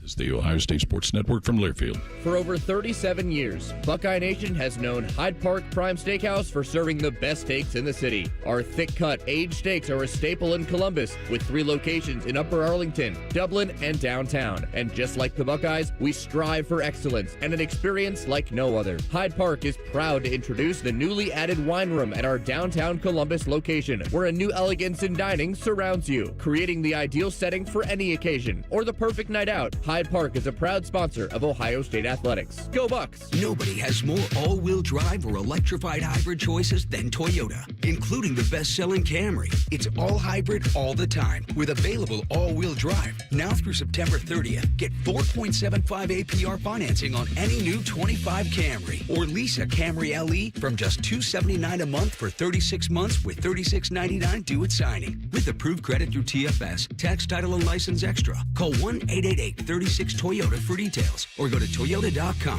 Toyota, let's go places. Hey there, friends. Bo Bishop here. Get ready, because the Clayton Homes Red Tag Sale is officially here, and it's the best time of the year to buy your dream home. For a limited time, they're slashing prices, offering you the chance to save thousands on select in-stock homes. These are move-in ready homes with unbelievable markdowns, but only while supplies last. These homes are designed with energy efficiency in mind. You'll stay warm and cozy this winter and comfortable year-round. Lower energy bills, better indoor comfort. Yes, please. So whether you're looking for more space, your first home, or just a great deal, now is the time to make it happen. But don't wait. These homes are priced to move, and when they're gone, they're gone. Visit your local Clayton Homes to find out which homes are part of the sale and lock in your savings today. The Red Tag Sale, going on now at Clayton Homes locations and online at theredtagsale.com. Terms and conditions for the Red Tag Sales event at redtagsale.com. Available only at participating Clayton Homes family of brands retailers through 12/31. Amounts of savings may be limited. Ask for details. May not be available with certain financing. Lender restrictions apply. Bishop and Friends is sponsored by Diamond Seller, your true jeweler for over 75 years. The Fan, Ohio sports destination. The best hair on the air. You're listening to Bishop and Friends. All right, Reese, what do you have on the poll today? The Daily Fan Poll asks, with 6 games left in the regular season and both teams in control of their own playoff fate, do you think the Guardians and Reds will make the postseason? 39% say both teams will. 35% say the Guardians will, the Reds will not. 9% say the Reds will, while the Guardians will not. 15% say neither. I mean, this is William Scooble tonight, right? Yep. 640. That's kind of what look. The Tigers need to sweep this series to kind of get to go to Boston without having to worry about the Guardians. Guardians just need one to have the season tiebreaker over the Tigers. So you put Tarek Skubal on the mound. Go ahead. 3 or 4 game? A 3-game series tonight. Okay. Starts 6:40. Okay. And the Reds get the Pirates tonight. Oh boy, Pirates and the Brewers, and that have already clinched. Succumb. I'm going to have it on. I'm going to watch. I'm going to see. I'm interested to see watching every pitch, but I'll have it on over the next couple of days. What your kids come home from school with? Do they have Guardians fever, or are they? Baseball's happening, but we don't care. NBC's grade is a really lacrosse heavy grade, so I don't know that they will. The other two, though, are pretty good baseball grades. So I think they could. The teachers push it for sure. I mean, they get pushed with it from the teachers. Indoctrinating the kids at an early age. I like that. Yeah, they're locked in. I won't lie. I'm going to be locked in on the website to the Jackets game tonight because I'm sick like that. But I may peek at Bleacher Report a couple times to see what the score of the Reds game is. You watching preseason hockey? God bless you. I got a sickness. Three things on a Tuesday. Go ahead. 1, 2, 1, 2, 3 things. Sponsored by Buckeye Lake Marina, Central Ohio's largest selection of new and pre-owned boats. Find your next dream boat at BuckeyeLakeMarina.com. Well, number one for me, Buddy Garrity's fugitive ways have apparently caught up to him. The 3-year-old golden retriever's been busting out, and so we got to get a new collar fix for the invisible fence line and all of those things. So in the meantime, he's been kind of on lockdown. So we got home from dinner last night, and he was like gnawing on his leg. And I'm like, well, this ain't good. And my wife's like, well, what's the problem? So I go down and look at it. And he had he had a legitimate abrasion, and it was probably about the size of a quarter, and it was like all scabbed over, and it was really rough. And so I cleaned it. I wanted to see what was going on, so I cleaned it, and then I saw kind of that there was a puncture wound underneath. It wasn't too serious, but it may be a vet thing. And I had a little conversation with him, buddy. Stay in the yard. These things don't happen. You start being a fugitive, Richard Kimball, and this is what you get. He looked at me and wanted a treat. Yeah, because he probably thought in his little brain, they're like, well, I've listened to you long enough. Where's my reward? The OHSAA has released their first football computer rankings. Oh, God. And I'm looking at you, D1 Region 3. Olentangy Orange have the top spot right now, followed by Pick Central, Olentangy Regular, and at 4, Upper Arlington at 5-0 on the season. How about the Golden Bears? Then I go to Division 3, Region 11 with Watterson ahead of Buckeye Valley and Linden McKinley. If you just pay attention to Joe Idle, you don't need to wait for those release. You can look at those things. I looked at my email and I said, this is fantastic. Do they match? Joe Idle is probably 99.99% dead on with this formula. So he is Has anyone ever seen good. No, I don't believe so. Well, that makes it better. I would have thought if you haven't met him, then maybe he doesn't exist. He's like Banksy. Yeah. I haven't met him, but I may use his website more than anyone, that's for sure. So there are some people out there that I think don't believe that what you see with Jared Goff is real, and maybe that is true. I don't know. But here are some stats since 2013 on Jared Goff. 9,763 yards, that's first in the NFL. 73 touchdowns, that's second in the NFL. 28 wins, that's first in the NFL. And I think last time I checked, the thing that matters most, 70.3% completion percentage, second in the NFL, 271.2 passing yards per game, first in the NFL. Those numbers are pretty good. He's a stud. He deserves the credit. He deserves the credit for being what he is. It's wild. Number 2 for me. So you got parents out there know. Boys right now, a great many of them, are in this spot, and they've been here for about 3 years, where they want this long, stupid, fluffy hair that looks like the sheepdog from the Warner Brothers cartoons. That's what they're going for. They take it all forward and they poof it up. It's awful. I can't stand it. So last year, I got NBC on board, and I said, we went out to California for spring break, and I said, I want you to take a look at this. So he looked, and I said, you see anybody with this hair? And he goes, no. And not that California is the trend everybody needs to set, but I'm like, there are other options here. So we've grown his hair out, and it looks pretty solid. It's off his face a little bit. It's a little bit longer, kind of a mop, kind of a 70s mop. And so, but he doesn't like it, and so he wants to go back. So over the weekend, one of the sisters of one of his buddies said that he had the best hair in the whole school, and so now he wants the hair back. So it was a nice, proud dad moment for me to be like, see, sometimes I know. Just trust me. Because you don't get many of those with a 13-year-old, as anybody with kids that age can attest. It's a good job out of you.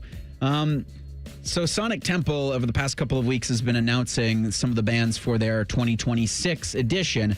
I think My Chemical Romance is the biggest band that most would know that's already been announced. But this morning, they've been doing a lot of thrasher bands, and they announced the band Death Clock, which, if anybody knows, it's like if you know, you know. Guitar Hero 2 is one of my favorite games growing up, and I played so much Thunder Horse on that thing. So Death Clock is a fictional band from a cartoon show that the Wayback Machine. Like Mark Hamill was one of the voices of one of the characters. So I'm interested to see what a cartoon band does at Sonic Temple. Second thing for me, yesterday, I knew it was storming and raining and pretty good, and my condo faces dead east, so my back door, where my screen door is for my little patio, is to the west, and of course, weather always comes from that way. But so I knew it was storming, but I didn't really realize, I guess, how hard it was storming. I was in the middle of a phone call, and I got up to throw something away, and literally, audibly, during the phone call, I was like, oh, in a word that I cannot say on the air, it looked like a river in my kitchen. So I had to grab the mop real quick and clean that up. I have never had that much water come in from rain, so I definitely did not realize what was going on outside. Good grief, Bake. Finally, number 3 for me. I'm watching Monday Night Football last night, and it just, I think everybody kind of maybe feels this way about them, but the Baltimore Ravens just crushed the branding of that operation. Everything about it works. The players fit, the colors fit, the brand, it all. And that it'd make you feel like they've been around for 100 years, but they haven't. They've been around since 98, 96, 97, whenever it was. But they really crushed all of those things. And it's one of the best jobs of branding that we've seen. I had this written down yesterday, and I'd taken notes from over the weekend about the CBS broadcast telling us that Dylan Raiola was sick of the Patrick Mahomes comparisons. Yeah, right. And I remember wanting to say, and this was Saturday, so I remember I got to say this on Monday, then stop doing it. Then just stop cosplaying as Patrick Mahomes. And shame on the CBS broadcast for trying to carry that water. Yeah, come on. Final thing for me, the Ryan Day press conference coming up next, then stick around for Rothman and Ice after that. You have that to look forward to, which is nice. We're back tomorrow, Bishop and Friends, right here on The Fan. Catch the latest from the world of Ohio State athletics. Weeknights at 6 on the Buckeye Show. News.